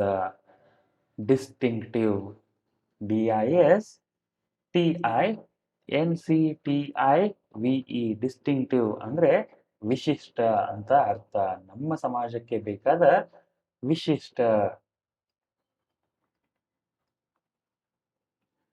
ವಿಶಿಷ್ಟವಾದ ಬೇಡಿಕೆಗಳು.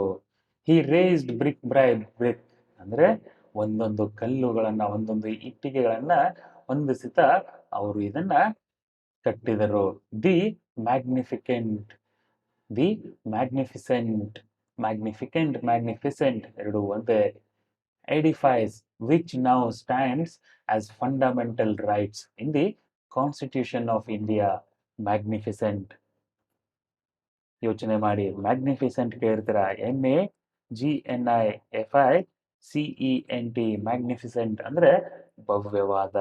ಎಡಿಫೈಸ್, EDFICE, ಎಡಿಫೈಸ್ ಅಂದ್ರೆ ಕಟ್ಟಡ. ಸಂವಿಧಾನದಲ್ಲಿ ಈ ಮಾತುಗಳು ಏನಂದ್ರೆ ಭವ್ಯವಾದ ಕಟ್ಟಡವಾಗಿ ನಿರ್ಮಾಣವಾದವು. ಯಾವ ಮಾತುಗಳು? ಫಂಡಮೆಂಟಲ್ ರೈಟ್ಸ್ ಅಂದ್ರೆ ಮೂಲಭೂತ ಹಕ್ಕುಗಳು.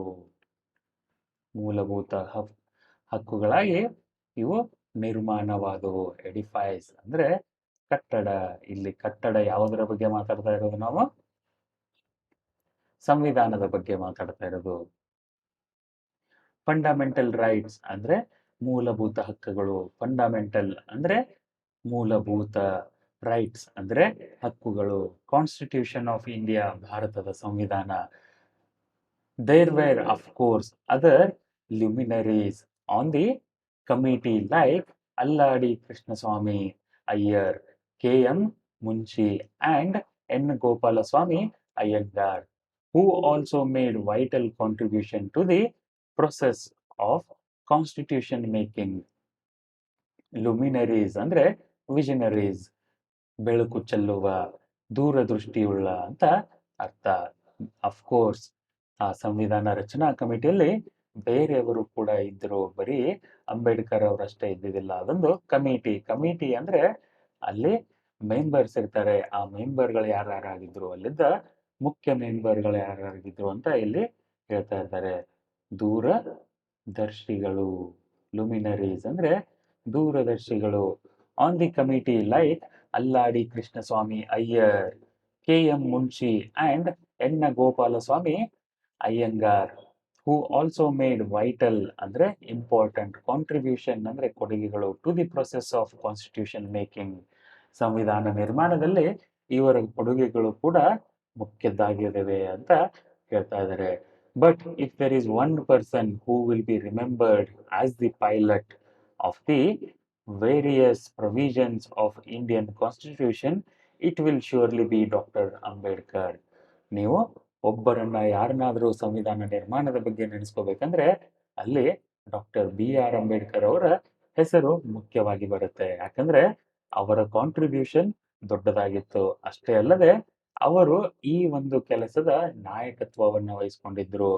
ಪೈಲಟ್ ಅಂದ್ರೆ ವಿಮಾನದ ಚಾಲಕ, ಆದ್ರೆ ಇಲ್ಲಿ ನಾಯಕ, ಸಂವಿಧಾನ ನಿರ್ಮಾಣದ ಈ ಒಂದು ವಾಹನದ ನಾಯಕ ಆಗಿದ್ರು, ಡ್ರೈವರ್ ಆಗಿದ್ರು, ಪೈಲಟ್ ಆಗಿದ್ರು.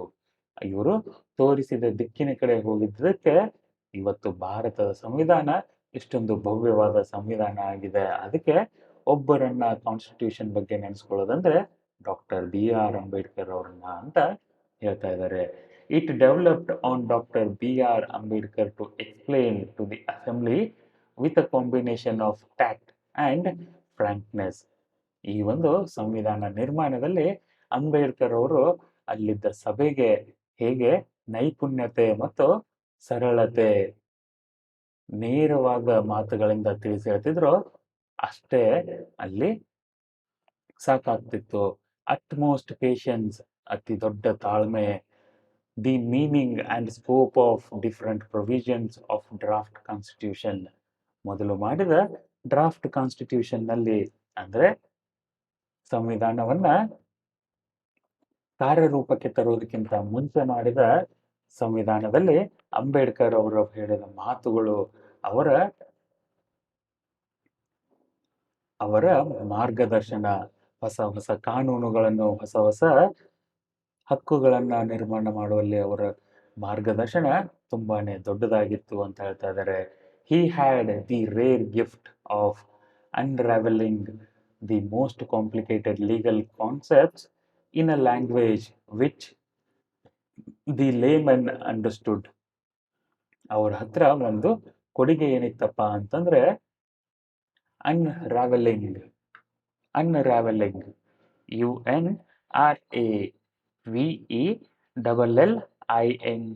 ಅನ್ರಾವೆಲಿಂಗ್ ಅಂದ್ರೆ ಬಿಚ್ಚಿಡಲಾಗ್ತಾ ಇತ್ತು. ಅವರು ಕಾಂಪ್ಲಿಕೇಟೆಡ್ ಅಂದ್ರೆ ಕ್ಲಿಷ್ಟಕರವಾದ, ಲೀಗಲ್ ಅಂದ್ರೆ ಕಾನೂನಿಗೆ ಸಂಬಂಧಪಟ್ಟ,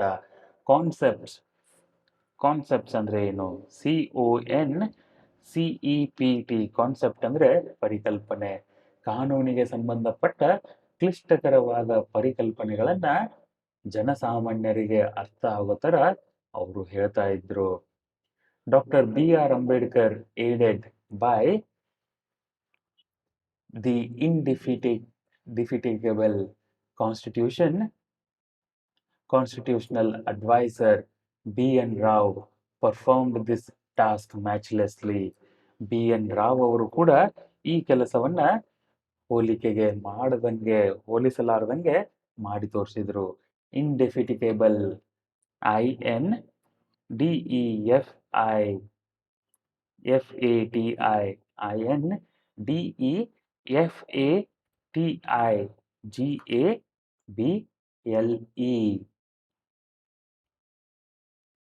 indefatigable ಅಂದ್ರೆ ಅತೃಪ್ತ,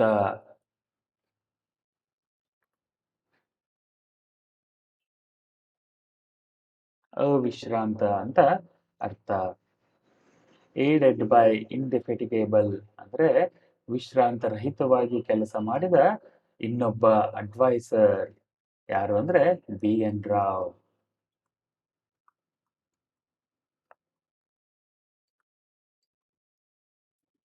6ನೇ ಪ್ಯಾರಾಗ್ರಾಫ್ನಲ್ಲಿ doctor BR Ambedkar had a clear perception of mutuality of the three pillars of state: the legislature, the executive and the judiciary.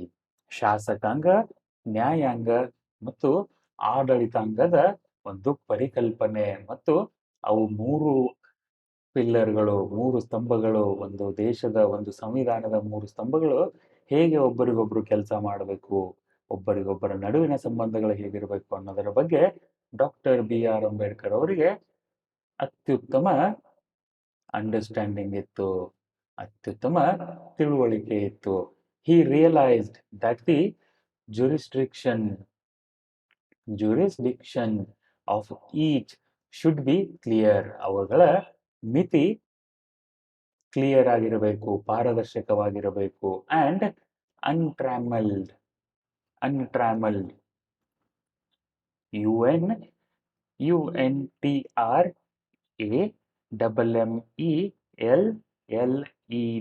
ಅನ್ಟ್ರಾಮಲ್ಡ್ ಅಂದ್ರೆ ಅನಿಯಂತ್ರಿತವಾಗಿರಬೇಕು, ಅಬಾಧಿತವಾಗಿರಬೇಕು.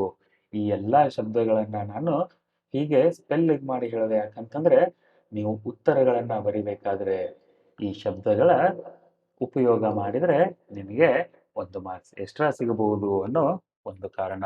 ಅದಕ್ಕೆ ಶಬ್ದಗಳನ್ನ ಉಪಯೋಗ ಮಾಡೋದಕ್ಕೆ, ಇಲ್ಲಿ ಲೇಖಕರು ಬರೆದ ಶಬ್ದಗಳನ್ನ ಉಪಯೋಗ ಮಾಡೋಕ್ಕೆ ಆದಷ್ಟು ಪ್ರಯತ್ನ ಮಾಡಿ ಉತ್ತರಗಳನ್ನ ಬರಿಬೇಕಾದ್ರೆ.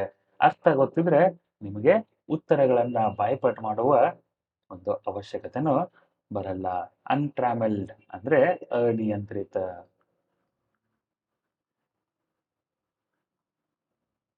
ಅಬಾಧಿತ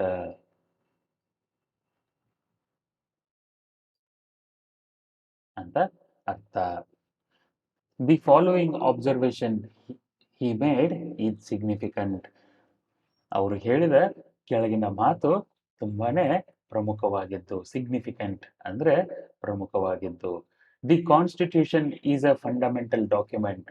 ಕಾನ್ಸ್ಟಿಟ್ಯೂಷನ್ ಒಂದು ಮೂಲಭೂತ ಪುಸ್ತಕ.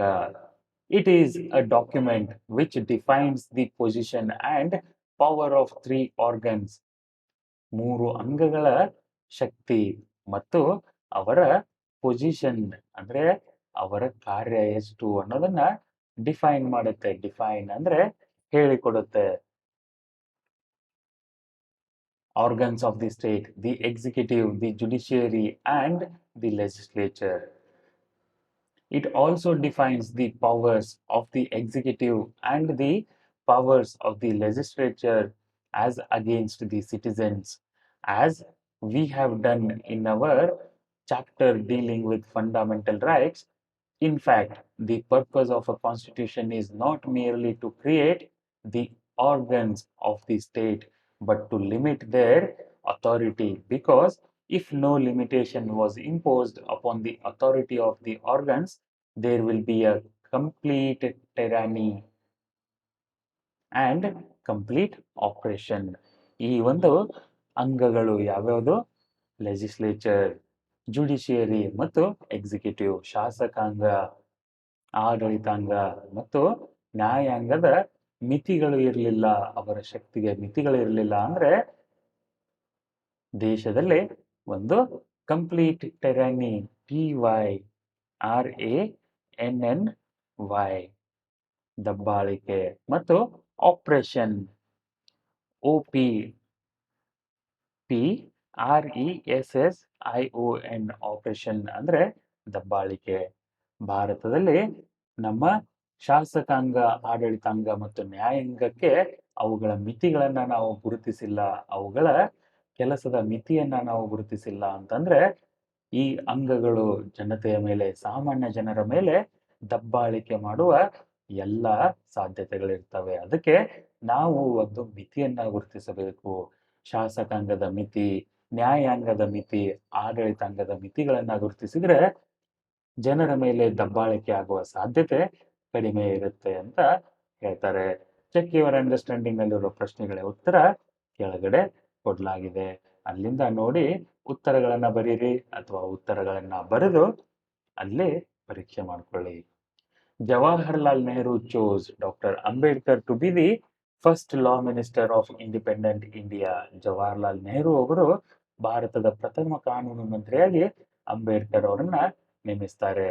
ದಿಸ್ ವಾಸ್ ಅ ರೆಕಗ್ನಿಷನ್, ಈ ಒಂದು ಗೌರವ ಗುರುತು of doctor Ambedkar skill, doctor Ambedkar ಅವರ ಕೌಶಲ್ಯ in the field of law, ಅಂದ್ರೆ ಕಾನೂನಿನ ವಿಭಾಗದಲ್ಲಿನ ಅವರ ಕೌಶಲ್ಯ, ಅವರ ಅರಿವು, ಅಂಡ್ ಲೆಜಿಸ್ಲೇಷನ್, ಲೆಜಿಸ್ಲೇಷನ್ ಅಂದ್ರೆ ಲೆಜಿಸ್ಲೇಟಿವ್ ಅಂದ್ರೆ ನೆನಪು ಮಾಡ್ಕೊಳ್ಳಿ, legislation LEGISLATION,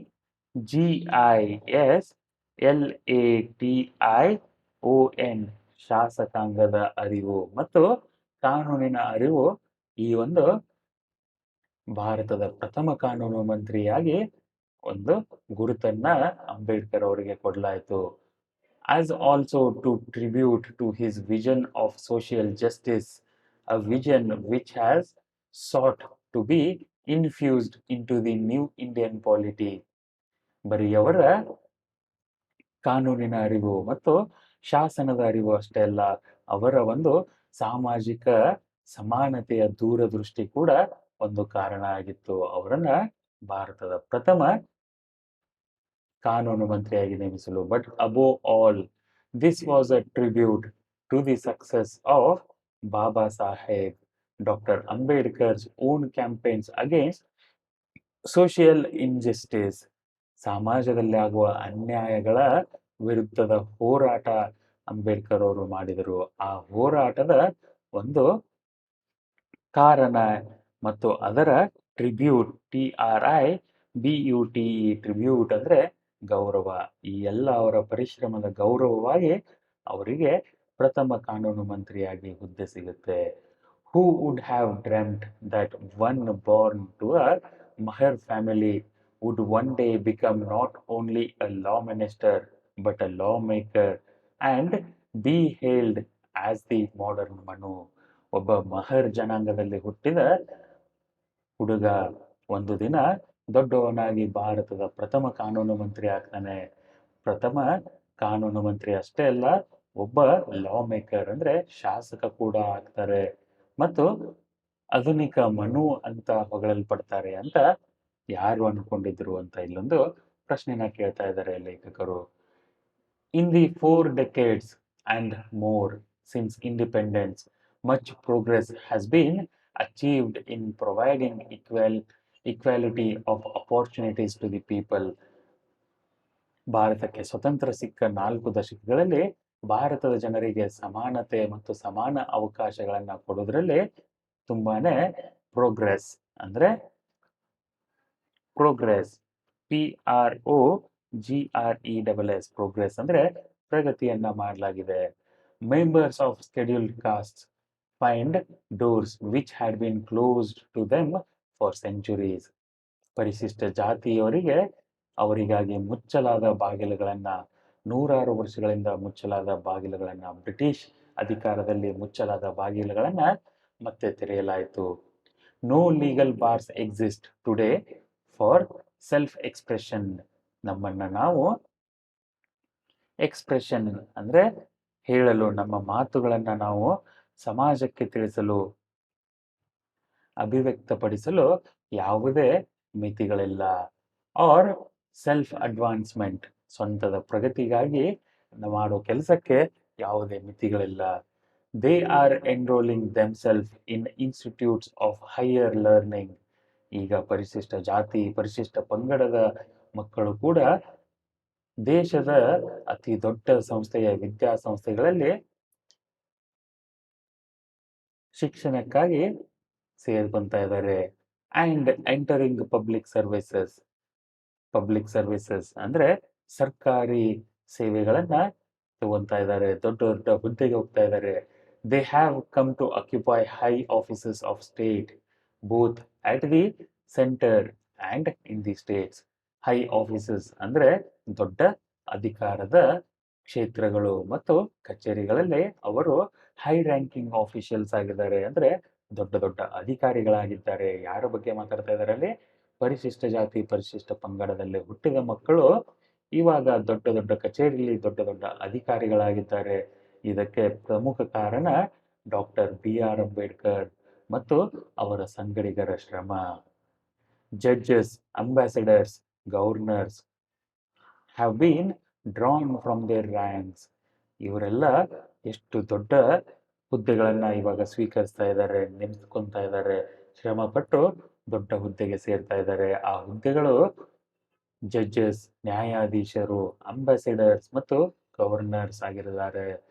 and they have acquitted themselves credibly in all these positions of responsibility. ಅವರು ಈ ಎಲ್ಲ ಜವಾಬ್ದಾರಿಯುತ ಅತಿ ದೊಡ್ಡ ಜವಾಬ್ದಾರಿಗಳನ್ನು ಹೊಂದಿದ ಹುದ್ದೆಗಳಲ್ಲಿ ತಮ್ಮನ್ನು ತಾವು ಸಾಬೀತುಪಡಿಸಿಕೊಂಡಿದ್ದಾರೆ. 9ನೇ ಪ್ಯಾರಾಗ್ರಾಫ್ನಲ್ಲಿ and yet much remains to be done on the social plane. ಸಮಾಜದಲ್ಲಿ ಇನ್ನೂ ತುಂಬಾ ಕೆಲಸ ಮಾಡೋದು ಉಳಿದುಕೊಂಡಿದೆ. The annual reports of the commissioner for scheduled castes and scheduled tribes list several violations of the law and several instances where, notwithstanding the statute book, ಈಗಲೂ ಕೂಡ ಸಮಾಜದಲ್ಲಿ ಅಲ್ಲೊಂದು ಇಲ್ಲೊಂದು ಪರಿಶಿಷ್ಟ ಜಾತಿ ಪರಿಶಿಷ್ಟ ಪಂಗಡದ ಜನರ ಮೇಲೆ ದಬ್ಬಾಳಿಕೆಗಳಾಗ್ತಾ ಇದ್ದಾವೆ. ಇದನ್ನೆಲ್ಲ annual report of the commissioner for scheduled cost and scheduled tribes, ಅಂದರೆ ಪರಿಶಿಷ್ಟ ಜಾತಿ ಪರಿಶಿಷ್ಟ ಪಂಗಡದ ಕಮಿಷನರ್ ಮಾಡುವ ಒಂದು ವಾರ್ಷಿಕ ವರದಿಯಲ್ಲಿ ಹೇಳಲಾಗ್ತಾ ಇದೆ. Members of the scheduled cost ಪರಿಶಿಷ್ಟ ಜಾತಿ ಹ್ಯಾವ್ ಬೀನ್ ಡಿಸ್ಕ್ರಿಮಿನೇಟೆಡ್ ಅಗೇನ್ಸ್ಟ್, ಅವರ ಮೇಲೆ ಒಂದು ದಬ್ಬಾಳಿಕೆಯನ್ನು ಆಗಿರೋದನ್ನು ಕೂಡ ಇಲ್ಲಿ ನೋಡಬಹುದು. Baba Saheb Ambedkar's work will be truly complete only when social discrimination is completely eliminated from our society. Baba Saheb Ambedkar ಅವರ ಕನಸು ಯಾವಾಗ ನನಸಾಗುತ್ತೆ ಅಂದರೆ, ಭಾರತದ ಒಂದು ಸಮಾಜದಿಂದ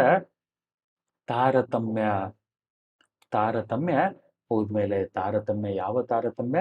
ಜಾತಿಯ ತಾರತಮ್ಯ, ಜಾತಿಯ ಅಸಮಾನತೆ, ಜಾತಿಯಿಂದ ಹುಟ್ಟುವ ಅಸಮಾನತೆ ಯಾವಾಗ ತೊಡಗಿಸಲಾಗುತ್ತೋ, ಎಲಿಮಿನೇಟೆಡ್ ಅಂದರೆ ತೆಗೆದು ಹಾಕಲಾಗುತ್ತೋ, ಆವಾಗ ಬಾಬಾ ಸಾಹೇಬ್ ಅವರ ಕೆಲಸ ಮತ್ತು ಕನಸು ಸಂಪೂರ್ಣ ಆದಂಗೆ ಅಂತ ಹೇಳ್ತಾ ಇದ್ದಾರೆ. Baba Saheb Ambedkar always stressed the importance of constitutional methods to achieve social objectives. ಸಮಾಜದ ಉದ್ದೇಶಗಳನ್ನು ನೆರವೇರಿಸಲು ಸಂವಿಧಾನದ ಮೆಥಡ್ಸ್, ಅಂದರೆ ಸಂವಿಧಾನದ METHODS ಮೆಥಡ್ ಅಂದರೆ ಏನು? ಎಲ್ಲ ಕಡೆ ಕೇಳಿರ್ತೀರ, ಮೆಥಡ್ ಅನ್ನೋ ಶಬ್ದ ಕೇಳಿರ್ತೀರ. ಮೆಥಡ್ ಮೆಥಡ್ ಮೆಥಡ್ ಅಂತ. ಮೆಥಡ್ ಅಂದರೆ ಒಂದು ಪ್ರೊಸೀಜರ್, ಟೆಕ್ನಿಕ್, ಒಂದು ಸಿಸ್ಟಮ್, ಸಂಸ್ಥೆ ಅಂತ ಅರ್ಥ. ಸಂವಿಧಾನದ ಸಂಸ್ಥೆಯ ಮೂಲಕ ಸಾಮಾಜಿಕ ಉದ್ದೇಶಗಳ ನೆರವೇರುವಿಕೆ ತುಂಬಾನೇ ಮುಖ್ಯವಾದದ್ದು ಅಂತ ಬಾಬಾ ಸಾಹೇಬ್ ಅಂಬೇಡ್ಕರ್ ಅವರು ಹೇಳ್ತಾ ಇದ್ರು. In an interesting observation, he once described the methods of civil disobedience, non-cooperation, and satyagraha as the grammar of anarchy. Satyagraha, civil disobedience ಮತ್ತು ನಾನ್ ಕೋಆಪರೇಷನ್ ಇವೆಲ್ಲ ಅನ್ಯಾರ್ಕಿ, ಗ್ರಾಮರ್ ಆಫ್ ಅನ್ಯಾರ್ಕಿ ಅಂತ ಹೇಳ್ತಾ ಇದ್ರು. ಅನ್ಯಾರ್ಕಿ ಅಂದ್ರೆ ಅರಾಜಕತೆ. ಸ್ವತಂತ್ರಕ್ಕಿಂತ ಮುಂಚೆ ಬ್ರಿಟಿಷರನ್ನ ಹೊರಗೋಡಿಸಲು ಈ ಒಂದಿಷ್ಟು ಪದ್ಧತಿಗಳನ್ನ ಅಳವಡಿಸಿಕೊಳ್ಳಲಾಗಿತ್ತು. ಯಾವುದಂದ್ರೆ ಸಿವಿಲ್ ಡಿಸ್ಒಬಿಡಿಯನ್ಸ್, ಅಂದ್ರೆ ನಾವು ನಿಮ್ಮ ಕಾನೂನುಗಳನ್ನ ಒಪ್ಪಲ್ಲ. ನಾನ್ ಕೋಆಪರೇಷನ್ ಅಂದ್ರೆ ನಿಮಗೆ ನಾವು ಯಾವುದೇ ತರಹದ ಸಹಾಯಗಳನ್ನ ಮಾಡಲ್ಲ. ಮತ್ತು ಸತ್ಯಾಗ್ರಹ, ಈ 3 ತರಹದ ಪ್ರತಿಭಟನೆಗಳು ಬ್ರಿಟಿಷ್ ಕಾಲದಲ್ಲಿ ಚೆನ್ನಾಗಿತ್ತು. ಆದರೆ ಈಗಿನ ಕಾಲದಲ್ಲಿ ಅರಾಜಕತೆಯನ್ನ ಹುಟ್ಟಿಸುತ್ತವೆ ಅಂತ ಹೇಳ್ತಾ ಇದ್ದಾರೆ. The observation assumes importance in context of public agitation in free India. It is one thing to utilise these methods in a struggle against and alien power. ಹೊರಗಡೆಯಿಂದ ಬಂದ ಶಕ್ತಿಯ ವಿರುದ್ಧವಾಗಿ ಮಾತ್ರ ಈ ಒಂದು ಈ ಒಂದು ಪದ್ಧತಿಗಳನ್ನ ನಾವು ಉಪಯೋಗಿಸಬೇಕು. The right to rebellion is recognised against a government without people's consent, be it alien or national dictatorship, but not in a democracy based on free and fair election. ಈ ಎಲ್ಲ ಪದ್ಧತಿಗಳು ಡಿಕ್ಟೇಟರ್ಶಿಪ್ ಅಂದ್ರೆ ಡಿಕ್ಟೇಟರ್ ಅಂದ್ರೆ ಕೇಳಿರ್ತೀರಾ, Hitler was a dictator ಅಂತ. Dictator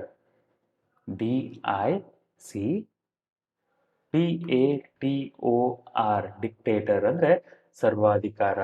ವಿದೇಶಿ ಶಕ್ತಿ ನಮ್ಮ ದೇಶವನ್ನ ಆಳಬೇಕಾದ್ರೆ ಅಥವಾ ಯಾವುದೇ ದೇಶವನ್ನ ಆಳಬೇಕಾದ್ರೆ ಮತ್ತು ಸರ್ವಾಧಿಕಾರ ಇದ್ರೆ ಅವಾಗ ಮಾತ್ರ ಈ ತರಹದ ಚಳುವಳಿಗಳನ್ನ ಮಾಡಬೇಕು ಅಂತ ಡಾಕ್ಟರ್ BR ಅಂಬೇಡ್ಕರ್ ಅವರು ಹೇಳಿದ್ರು.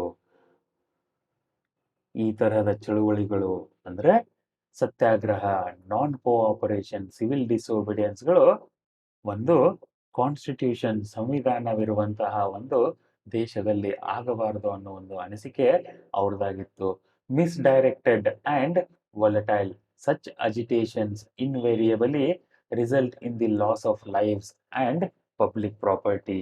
ಒಂದು ಸಂವಿಧಾನದ ಮೂಲಕ ನಡೆಯುವ ಆಡಳಿತ ಮತ್ತು ಸಂವಿಧಾನವನ್ನ ಪಡೆದುಕೊಂಡಂತ ದೇಶದಲ್ಲಿ ಈ ತರಹದ ಚಳುವಳಿಗಳು loss of lifes and public property ಅಂದ್ರೆ ಜನರು ಜೀವನವನ್ನ ಕಳೆದುಕೊಳ್ಳುವ ಮತ್ತು ಸಾರ್ವಜನಿಕ ಆಸ್ತಿಪಾಸ್ತಿಗಳಿಗೆ ಲಾಸ್ ತಂದು ಕೊಡುವ, ನಷ್ಟ ಮಾಡುವಂತಹ ಕೆಲಸಗಳಿಗೆ ಕಾರಣ ಆಗ್ತವೆ ಈ ತರಹದ ಚಳುವಳಿಗಳು ಅಂತ ಹೇಳ್ತಾರೆ. ಚೆಕ್ ಯುವರ್ ಅಂಡರ್ಸ್ಟ್ಯಾಂಡಿಂಗ್ ಪ್ರಶ್ನೆಗಳಿಗೆ ಉತ್ತರ ಕೆಳಗಡೆ ಇದ್ದಾವೆ. 11ನೇ ಪ್ಯಾರಾಗ್ರಾಫ್ನಲ್ಲಿ ಅಬೌಟ್ 2500 ಇಯರ್ಸ್ ಅಗೋ, 2500 ವರ್ಷಗಳ ಹಿಂದೆ the Buddha had questioned the caste divisions in India. Gautama Buddha ಭಾರತದಲ್ಲಿದ್ದ ಜಾತಿ ಪದ್ಧತಿಯನ್ನ ಪ್ರಶ್ನಿಸಿದ್ರು. He said the only valid divisions are the divisions between those who are noble and wholesome and those who are ignoble and unwholesome. ಎರಡೇ ಎರಡು ಜಾತಿಗಳು ಯಾವುದಂದ್ರೆ ಒಂದು ಉದಾರ ಜನರ ಜಾತಿ, ಇನ್ನೊಬ್ಬ ಉದಾರವಲ್ಲದ ಜನರ ಜಾತಿ. ಈ ಎರಡು ಜಾತಿಗಳು ಅಷ್ಟೇ ಅಂತ ಬುದ್ಧ ಹೇಳಿದ್ರು. ಯಾವಾಗ? 2500 ವರ್ಷಗಳ ಹಿಂದೆ. The Tamil poetess Avvai said similarly that there are only two castes in the world, namely the charitable who give and are superior, and the misers who do not and are therefore inferior. ತಮಿಳ ಕವಿಯತ್ರಿ ಅವ್ವೈ ಅವರ ಪ್ರಕಾರ ಕೂಡ ಜಗತ್ತಿನಲ್ಲಿರೋದು ಎರಡೇ ಎರಡು ಜಾತಿಗಳು. ಒಬ್ರು ಕೊಡ್ತಾರೆ, charitable ಅಂದ್ರೆ ದಾನ ಧರ್ಮ ಮಾಡಿ ದೊಡ್ಡವರಾಗುವ ಮನುಷ್ಯರ ಒಂದು ಜಾತಿ, ಜಿಪುಣತನ ಮಾಡಿ ಕೊಡದೆ ಬಚ್ಚಿಟ್ಟುಕೊಂಡು ಕೀಳಾಗುವ ಇನ್ನೊಂದು ಜಾತಿ. ಈ ಎರಡು ಜಾತಿಗಳಂದ್ರೆ ದಾನ ಧರ್ಮ ಮಾಡುವವರ ಜಾತಿ ಮತ್ತು ಜಿಪುಣತನ ಮಾಡಿ ದಾನ ಧರ್ಮ ಮಾಡದವರ ಜಾತಿ. ಈ ಎರಡು ಜಾತಿಗಳು ಜಗತ್ತಿನಲ್ಲಿರೋದು ಎರಡೇ ಎರಡು ಜಾತಿಗಳು ಅಂತ ತಮಿಳು ಕವಯತ್ರಿ ಅವ್ವೈ ಅವರು ಹೇಳಿದ್ರು.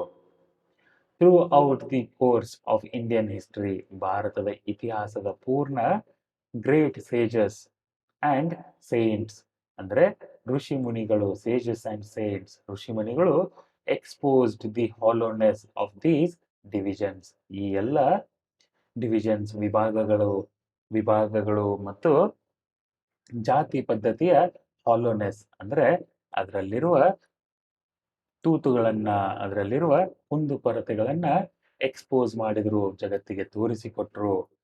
and sought to bring all communities of India together in a creative partnership. ಭಾರತದ ಎಲ್ಲ ಸಮಾಜಗಳನ್ನ ಒಟ್ಟುಗೂಡಿಸಲು ಪ್ರಯತ್ನ ಮಾಡಿದರು. But caste by virtue of its power structure showed itself to be firmly entrenched. ಅಂದ್ರೆ ಜಾತಿ ಅನ್ನೋ ಒಂದು ಪದ್ಧತಿ ಅದರ ಶಕ್ತಿ ಮತ್ತು ಅದರ ಆಳವಾದ ಬಿಟ್ಟ ಬೇರುಗಳ ಮೂಲಕ ಇನ್ನ ನಿಂತ್ಕೊಂಡಿದೆ. ಫರ್ಮ್ಲಿ ಎಂಟ್ರೆನ್ಸ್ಡ್, ENTRENCHED, ಎಂಟ್ರೆನ್ಸ್ಡ್ ಅಂದ್ರೆ ಭದ್ರವಾಗಿದೆ. 12ನೇ ಪ್ಯಾರಾಗ್ರಾಫ್ನಲ್ಲಿ under the policy of divide and rule. Under the policy of divide and rule, the British rulers exaggerated caste distinctions and divided the people of India further to strengthen their hegemony over us. British ಭಾರತದಲ್ಲಿ ಬ್ರಿಟಿಷರು ಒಡೆದು ಆಳ್ವಿಕೆ ಮಾಡುವ ಒಂದು ಪದ್ಧತಿಯಲ್ಲಿ ಈ ಜಾತಿ ಪದ್ಧತಿ ಅನ್ನೋದನ್ನ ಎಕ್ಸಾಗರೇಟ್ ಮಾಡಿದ್ರು, ಒತ್ತಿ ಹೇಳಿದರು, ಅದರ ಮೇಲೆ ಹೆಚ್ಚಿನ ಮಹತ್ವವನ್ನ ಕೊಟ್ಟರು. ಯಾಕಂದ್ರೆ ಇದರಿಂದ ಅವರಿಗೆ ಸಹಾಯ ಆಗ್ತಾ ಇತ್ತು. ಇದರಲ್ಲಿ ಅವರ ಒಂದು ಅಧಿಕಾರ ಸ್ಥಾಪನೆಗೆ, ಪ್ರಾಬಲ್ಯಕ್ಕೆ ಒಂದು ಕಾರಣವಾಗಿತ್ತು. ನಾವು ಎಲ್ಲಿವರೆಗೂ ಬೇರೆ ಬೇರೆ ಜಾತಿಯಿಂದ ನಾವೆಲ್ಲ ಬೇರೆ ಬೇರೆ ಅಂತ ಅನ್ಕೋತೇವೋ ಅಲ್ಲಿವರೆಗೂ ಹೊರಗಿನಿಂದ ಬಂದಂತ ಶಕ್ತಿಗಳು ನಮ್ಮ ಮೇಲೆ ಪ್ರಾಬಲ್ಯವನ್ನ ಪಡ್ಕೊಂತಾವೆ. ಹೆಜಿಮೋನಿ ಅಂದ್ರೆ ಪ್ರಾಬಲ್ಯ. It was given to two great Indians of our time, Mahatma Gandhi and Dr. Baba Saheb Ambedkar, to repudiate caste and to proclaim the oneness of Hindu community.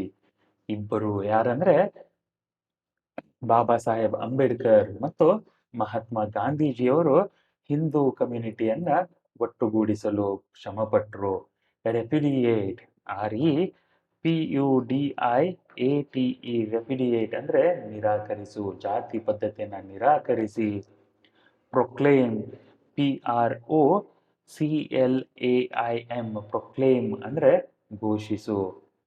Oneness ಅಂದ್ರೆ ಒಂದು, ಒಗ್ಗಟ್ಟು ಅಂತ ಅರ್ಥ. ಜಾತಿಯನ್ನ ತಿರಸ್ಕರಿಸಿ, ನಿರಾಕರಿಸಿ ಹಿಂದೂ ಧರ್ಮ ಒಂದು ಅನ್ನೋ ಒಂದು ಮಾತನ್ನ ಹೇಳೋದ್ರಲ್ಲಿ ಡಾಕ್ಟರ್ ಬಾಬಾ ಸಾಹೇಬ್ ಅಂಬೇಡ್ಕರ್ ಮತ್ತು ಮಹಾತ್ಮ ಗಾಂಧಿಯವರ ಕೊಡುಗೆ ಜಾಸ್ತಿ ಅಂತ ಹೇಳ್ತಾ ಇದ್ದಾರೆ. Gandhiji did so by reminding the higher cost of their duty towards the depressed classes. ಗಾಂಧೀಜಿಯವರು ಮೇಲ್ಜಾತಿಯವರಿಗೆ ಕೆಳಜಾತಿಯವರಿಗಾಗಿ ಇರುವ ಅವರ ಜವಾಬ್ದಾರಿಗಳನ್ನ ತಿಳಿಸುವುದರ ಮೂಲಕ ಕೆಲಸ ಮಾಡಿದರೆ, Baba Saheb Ambedkar did the same by reminding them of their inherent rights to quality, equality with the higher and more powerful castes. Ambedkar ಅವರು ಕೆಳಜಾತಿಯವರಿಗೆ ಅವರ ಸಮಾನತೆ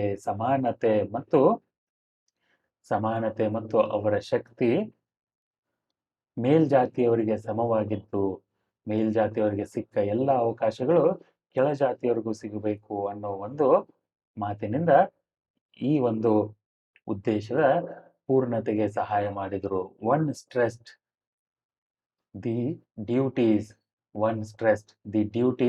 the other stressed the rights. Together they brought about a veritable revolution in social thought. ಒಬ್ಬರು ಜವಾಬ್ದಾರಿಗಳನ್ನ ತಿಳಿಸಿಕೊಟ್ರು, ಇನ್ನೊಬ್ರು ಹಕ್ಕುಗಳನ್ನ ತಿಳಿಸಿಕೊಟ್ರು. ಇದರಿಂದ ಭಾರತದ ಸಮಾಜದಲ್ಲಿ ಒಂದು ಕ್ರಾಂತಿ ಶುರುವಾಯಿತು. When Baba Saheb passed away in December 1956, 1956 ಡಿಸೆಂಬರ್ನಲ್ಲಿ ಯಾವಾಗ ಬಾಬಾ ಸಾಹೇಬ್ ಅವರು ನಿಧನ ಹೊಂದಿದ್ರು, Jawaharlal Nehru made a moving reference in the Lok Sabha. Jawaharlal Nehru ಅವರು ಲೋಕಸಭೆಯಲ್ಲಿ ಒಂದು ಮಾತನ್ನ ಹೇಳ್ತಾರೆ, describing Baba Saheb as a symbol of revolt. Describing Baba Saheb as symbol of revolt. Revolt ಅಂದ್ರೆ ಒಂದು ಏಳಿಗೆಗೆ ಪರಿಶ್ರಮ ಪಟ್ಟ, ರಿವೋಲ್ಟ್, ರೆವಲ್ಯೂಷನ್ ಅಂದ್ರೆ ಕ್ರಾಂತಿ, ರಿವೋಲ್ಟ್ ಅಂದ್ರೆ ಕ್ರಾಂತಿ, ಒಂದು ಕ್ರಾಂತಿಯ ಗುರುತು ಅಂತ ಬಾಬಾ ಸಾಹೇಬ್ ಅಂಬೇಡ್ಕರ್ ಅವ್ರನ್ನ ಲೋಕಸಭೆಯಲ್ಲಿ ಶ್ಲಾಘನೆ ಮಾಡ್ತಾರೆ. I have no doubt that whether we agreed with him or not in many matters, ನಾವು ಅವರ ಜೊತೆ ಎಷ್ಟೊಂದು ವಿಷಯಗಳಲ್ಲಿ ಒಪ್ಪಿಗೆ ಇತ್ತೋ ಒಪ್ಪಿಗೆ ಇಲ್ಲಿಲ್ವೋ, perseverance, that persistence, and that, if I may use the word, sometimes virulence of his opposition to all this did keep the people's mind awake and did not allow them to become complacent about matters which could not be forgotten, and helped in rousing up those groups in our country which had suffered for so long in the past. It is therefore sad that such a prominent champion of the oppressed and depressed in India, and one who took such an important part in our activities has passed away ಅಂತ ಜವಾಹರ್ಲಾಲ್ ನೆಹರು ಅವರು ಹೇಳ್ತಾರೆ. ಏನಂದ್ರೆ, I have no doubt that, ನನಗೆ ಯಾವುದೇ doubt ಇಲ್ಲ, whether we agreed with him or not, ನಾವು ಅವರ ಜೊತೆ ಒಪ್ಕೊಂತೇವೋ ಇಲ್ಲ, ಅವರ ಯೋಚನೆಗಳಿಗೆ ನಾವು ಒಪ್ಪಿಗೆ ಸೂಚ್ತೇವೋ ಇಲ್ಲೋ, ಆದರೆ ಅವರ ಪರಿಶ್ರಮ, ಅವರ ನಿರಂತರ ಕಾರ್ಯ ದೇಶದ ಜನರನ್ನ ಯಾವಾಗಲೂ ಎಚ್ಚರ ಇಟ್ಟಿತ್ತು. ಅವರು ಸಾಮಾನ್ಯರ ಏಳಿಗೆಯಾಗಿ ಪಟ್ಟ ಶ್ರಮ ಮತ್ತು ಅವರ ಒಂದು ಕೌಶಲ್ಯ, ನಿಪುಣತೆ ಭಾರತದ ಜನರನ್ನ ನಿದ್ದೆಗೆ ಜಾರಲು ಬಿಡಲಿಲ್ಲ ಅಂತ ಹೇಳ್ತಾರೆ. ಅದಕ್ಕಾಗಿ ಇಟ್ ಈಸ್ ದೇರ್ ಫೋರ್, ಅದಕ್ಕಾಗಿ sad that such a prominent champion of the oppressed and depressed, ಕೆಳಜಾತಿ ಮತ್ತು ದಬ್ಬಾಳಿಕೆ ಒಳಗಾದ ಜನರ ಒಬ್ಬ ಮಹಾನಾಯಕನನ್ನ ಇವತ್ತು ಭಾರತ ಕಳೆದುಕೊಂಡಿದೆ ಅಂತ ಜವಾಹರ್ಲಾಲ್ ನೆಹರು ಅವರು ಅಂಬೇಡ್ಕರ್ ಅವರ ನಿಧನವಾದಾಗ ಮಾಡಿದ ಭಾಷಣದಲ್ಲಿ ಹೇಳ್ತಾರೆ. 14ನೇ ಪ್ಯಾರಾಗ್ರಾಫ್ನಲ್ಲಿ, there can be no doubt that the day is not far off when Baba Saheb Ambedkar's dream of samata will become a reality. Baba Saheb Ambedkar ಅವರ ಸಮಾನತೆಯ ಒಂದು ಕನಸು ನನಸಾಗುವುದರಲ್ಲಿ ಯಾವುದೇ ಸಂದೇಹವಿಲ್ಲ ಮತ್ತು ಆ ದಿನಗಳು ತುಂಬಾ ದೂರನೂ ಇಲ್ಲ ಅಂತ ಹೇಳಿ ಇಲ್ಲಿಗೆ ಈ ಪಾಠವನ್ನ ಲೇಖಕರು ಮುಗಿಸ್ತಾರೆ. ಆದ್ರೆ ಅಂಬೇಡ್ಕರ್ ಅವ್ರ ಬಗ್ಗೆ ಎಷ್ಟು ಅಭ್ಯಾಸ ಮಾಡಿದ್ರು, ಎಷ್ಟು ಓದಿದ್ರು, ಅವರ ಪರಿಶ್ರಮ, ಅವರ ಶ್ಲಾಘನೆ ಎಷ್ಟು ಮಾಡಿದ್ರು ಕಡಿಮೆನೆ. ಅಂಬೇಡ್ಕರ್ ಅವರು ಭಾರತದ ಒಬ್ಬ ಮಹಾನಾಯಕ ಅನ್ನೋದ್ರಲ್ಲಿ ಯಾವುದೇ ಸಂದೇಹವಿಲ್ಲ. ಅವರ ಕೊಡುಗೆಗಳು ಅತಿ ಶ್ರೇಷ್ಠವಾದದ್ದು ಅನ್ನೋದ್ರಲ್ಲೂ ಯಾವುದೇ ಸಂದೇಹವಿಲ್ಲ. ಹೀಗೆ ಈ ಪಾಠ ಮುಗಿದ್ಮೇಲೆ ನೀವು ಬೇಕಂದ್ರೆ ಅಂಬೇಡ್ಕರ್ ಅವರ ಜೀವನ ಚರಿತ್ರೆಯ ಪುಸ್ತಕಗಳು ಸಿಗ್ತವೆ, ಓದ್ ನೋಡಿ. ಅವರು ಚಿಕ್ಕವರಿದ್ದಾಗ ಎಷ್ಟು ಕಷ್ಟಪಟ್ಟರು, ಅವರು ಎಷ್ಟನೇ ಮಗ ಆಗಿದ್ರು ಅವರ ಫ್ಯಾಮಿಲಿಯಲ್ಲಿ, ಅವರು ಹೇಗೆ ಬೀದಿ ದೀಪಗಳ ಕೆಳಗೆ ಕುಂತು ಅಭ್ಯಾಸ ಮಾಡಿ ಅಷ್ಟು ದೊಡ್ಡ ಮನುಷ್ಯರಾಗ್ತಾರೆ, ಅವರು ಶಾಲೆಯಲ್ಲಿ ಪಟ್ಟ ಕಷ್ಟಗಳೇನು, ಹೇಗೆ ಮುಂದುವರ್ತಾರೆ, ಅವರು ಈ ಎಲ್ಲ ಕಷ್ಟಗಳನ್ನ ಎದುರಿಸಿ ಹೇಗೆ ಒಂದು ದೊಡ್ಡ ಸಾಧನೆ ಮಾಡ್ತಾರೆ ಅನ್ನೋ ಎಲ್ಲ ವಿಷಯಗಳನ್ನ ನೀವು ಅಂಬೇಡ್ಕರ್ ಅವರ ಬಗ್ಗೆ ಬರೆದ ಜೀವನ ಚರಿತ್ರೆ ಪುಸ್ತಕಗಳಲ್ಲಿ ಓದ್ಬೋದು. ಎಲ್ಲಾದರೂ ಸಿಕ್ಕರೆ ನಿಮ್ಮ ಹತ್ತಿರದ ಗ್ರಂಥಾಲಯ, ಲೈಬ್ರರಿ ಆಗ್ಬೋದು, ಇಲ್ಲಾಂದ್ರೆ ಇಂಟರ್ನೆಟ್ನಲ್ಲಾದರೂ ಆಗ್ಬೋದು, PDF ಅಲ್ಲಾದರೂ ಆಗ್ಬೋದು. ಸಿಕ್ಕರೆ ಓದೋದನ್ನ ಮರೆಯೋಕೆ ಹೋಗ್ಬೇಡಿ. ನಾನು ಸಾಧ್ಯ ಆದರೆ ಯಾವುದೇ ಕಾಪಿ ರೈಟ್ ಇಲ್ಲದೆ ಇರುವಂತ ಒಂದು ಅಂಬೇಡ್ಕರ್ ಅವರ ಜೀವನ ಚರಿತ್ರೆ ಪುಸ್ತಕ ಸಿಕ್ಕರೆ ಕೆಳಗಡೆ ಲಿಂಕ್ ಕೊಟ್ಟಿರ್ತೀನಿ, ಅಲ್ಲಿಂದ ನೀವು ಆ ಪುಸ್ತಕವನ್ನ ಡೌನ್ಲೋಡ್ ಮಾಡಿಕೊಂಡು ಬೇಕಂದ್ರೆ ಓದ್ಬೋದು. ಕನ್ನಡದಲ್ಲಿ ಅನುವಾದವಾದ ಪುಸ್ತಕವನ್ನೇ ನಾನು ಹುಡುಕೋದಕ್ಕೆ ಪ್ರಯತ್ನ ಮಾಡ್ತೇನೆ ನಿಮಗೋಸ್ಕರ. ಓದಿ ಅಂಬೇಡ್ಕರ್ ಅವರ ಜೀವನದ ಬಗ್ಗೆ ಇನ್ನ ಹೆಚ್ಚು ಕಲೀರಿ. ತುಂಬಾ ಸ್ಫೂರ್ತಿ ಕೊಡುವಂತಹ ಮನುಷ್ಯ, ಜೀವನದಲ್ಲಿ ಏನಾದರೂ ಸಾಧನೆ ಮಾಡಬೇಕು ಅನ್ನೋ ಜೀವನವನ್ನ ಜೀವಿಸಿದ ಮಹಾನಾಯಕ. ಅವರ ಬಗ್ಗೆ ಓದಿ ಅರ್ಥ ಮಾಡಿಕೊಂಡು ಮುಂದೆ ಪ್ರಶ್ನೆ ಉತ್ತರಗಳಿಗೆ ಬನ್ನಿ. ಪಾರ್ಟ್ 2ನಲ್ಲಿ ಈ ಎಲ್ಲ ಪ್ರಶ್ನೆಯ ಉತ್ತರಗಳು ನಿಮಗೆ ಸಿಗ್ತವೆ. Share your responses, check your understanding ಅನ್ನೋ ಪ್ರಶ್ನೆಗಳು, ಪಾಠದ ಮಧ್ಯ ಮಧ್ಯೆ ಬರೋ ಪ್ರಶ್ನೆಗಳು, ಜೊತೆಗೆ ಪಾಠ ಮುಗಿದ ಮೇಲೆ ಪಾಠದ ಕೊನೆಗೆ ಕೊಟ್ಟಿರುವ ಪ್ರಶ್ನೆಗಳು ಮತ್ತು ಎಡಿಷನಲ್ ಕ್ವಶನ್ಸ್ ಕೂಡ, ಆಬ್ಜೆಕ್ಟಿವ್ ಟೈಪ್ ಮತ್ತು ಪ್ಯಾರಾಗ್ರಾಫ್ ಆನ್ಸರ್ ಬರೆಯುವ ಎಡಿಷನಲ್ ಕ್ವಶನ್ಸ್, ಹೆಚ್ಚಿನ ಪ್ರಶ್ನೆಗಳು, ಅವುಗಳು ಕೂಡ ನಿಮಗೆ ಕೆಳಗಡೆ ಡಿಸ್ಕ್ರಿಪ್ಷನ್ನಲ್ಲಿ ಅಥವಾ PDF ನಲ್ಲಿ ಸಿಗ್ತವೆ. ಡೌನ್ಲೋಡ್ ಮಾಡಿಕೊಂಡು ಅಲ್ಲಿಂದ ಓದಿ ಅಭ್ಯಾಸ ಮಾಡೋದನ್ನ ಮರೆಯೋಕೆ ಹೋಗ್ಬೇಡಿ. ಜೊತೆಗೆ ಸ್ಪೀಕ್ ವೆಲ್ ನಲ್ಲಿ ಸಂಭಾಷಣೆಗಳಿರ್ತವೆ. ಈ ಸಂಭಾಷಣೆಗಳನ್ನ ನೀವು ಪ್ರಾಕ್ಟೀಸ್ ಮಾಡಬೇಕು. ಇವುಗಳ ಅರ್ಥಗಳನ್ನ ನೀವು ಗ್ರಹಣ ಮಾಡಬೇಕು, ಗ್ರಹಿಸಬೇಕು. ಅದಾದ್ಮೇಲೆ ಕೊನೆಗೆ ಒಂದು ದಿ ಈಗಲ್ ಅನ್ನೋ ಒಂದು 8 ಸಾಲಿನ ಪದ್ಯ ಇದೆ. ಅದನ್ನ ಓದಿ ಅರ್ಥ ಮಾಡ್ಕೊಳ್ಳಲು ಪ್ರಯತ್ನ ಮಾಡಿ. ಇಲ್ಲಿರುವ ಶಬ್ದಗಳ ಅರ್ಥಗಳನ್ನ ನೀವು ಹುಡುಕೋದಕ್ಕೆ ಪ್ರಯತ್ನ ಮಾಡಿ ಡಿಕ್ಷನರಿನಲ್ಲಿ. ಇಲ್ಲಿಗೆ ನಮ್ಮ ಈ ಪಾಠ ಮುಗೀತು. ಮುಂದಿನ ವಿಡಿಯೋದಲ್ಲಿ ಪದ್ಯದ ಜೊತೆ ಮತ್ತೆ ಸಿಗೋಣ. ಅಲ್ಲಿವರೆಗೂ ಟೇಕ್ ಕೇರ್.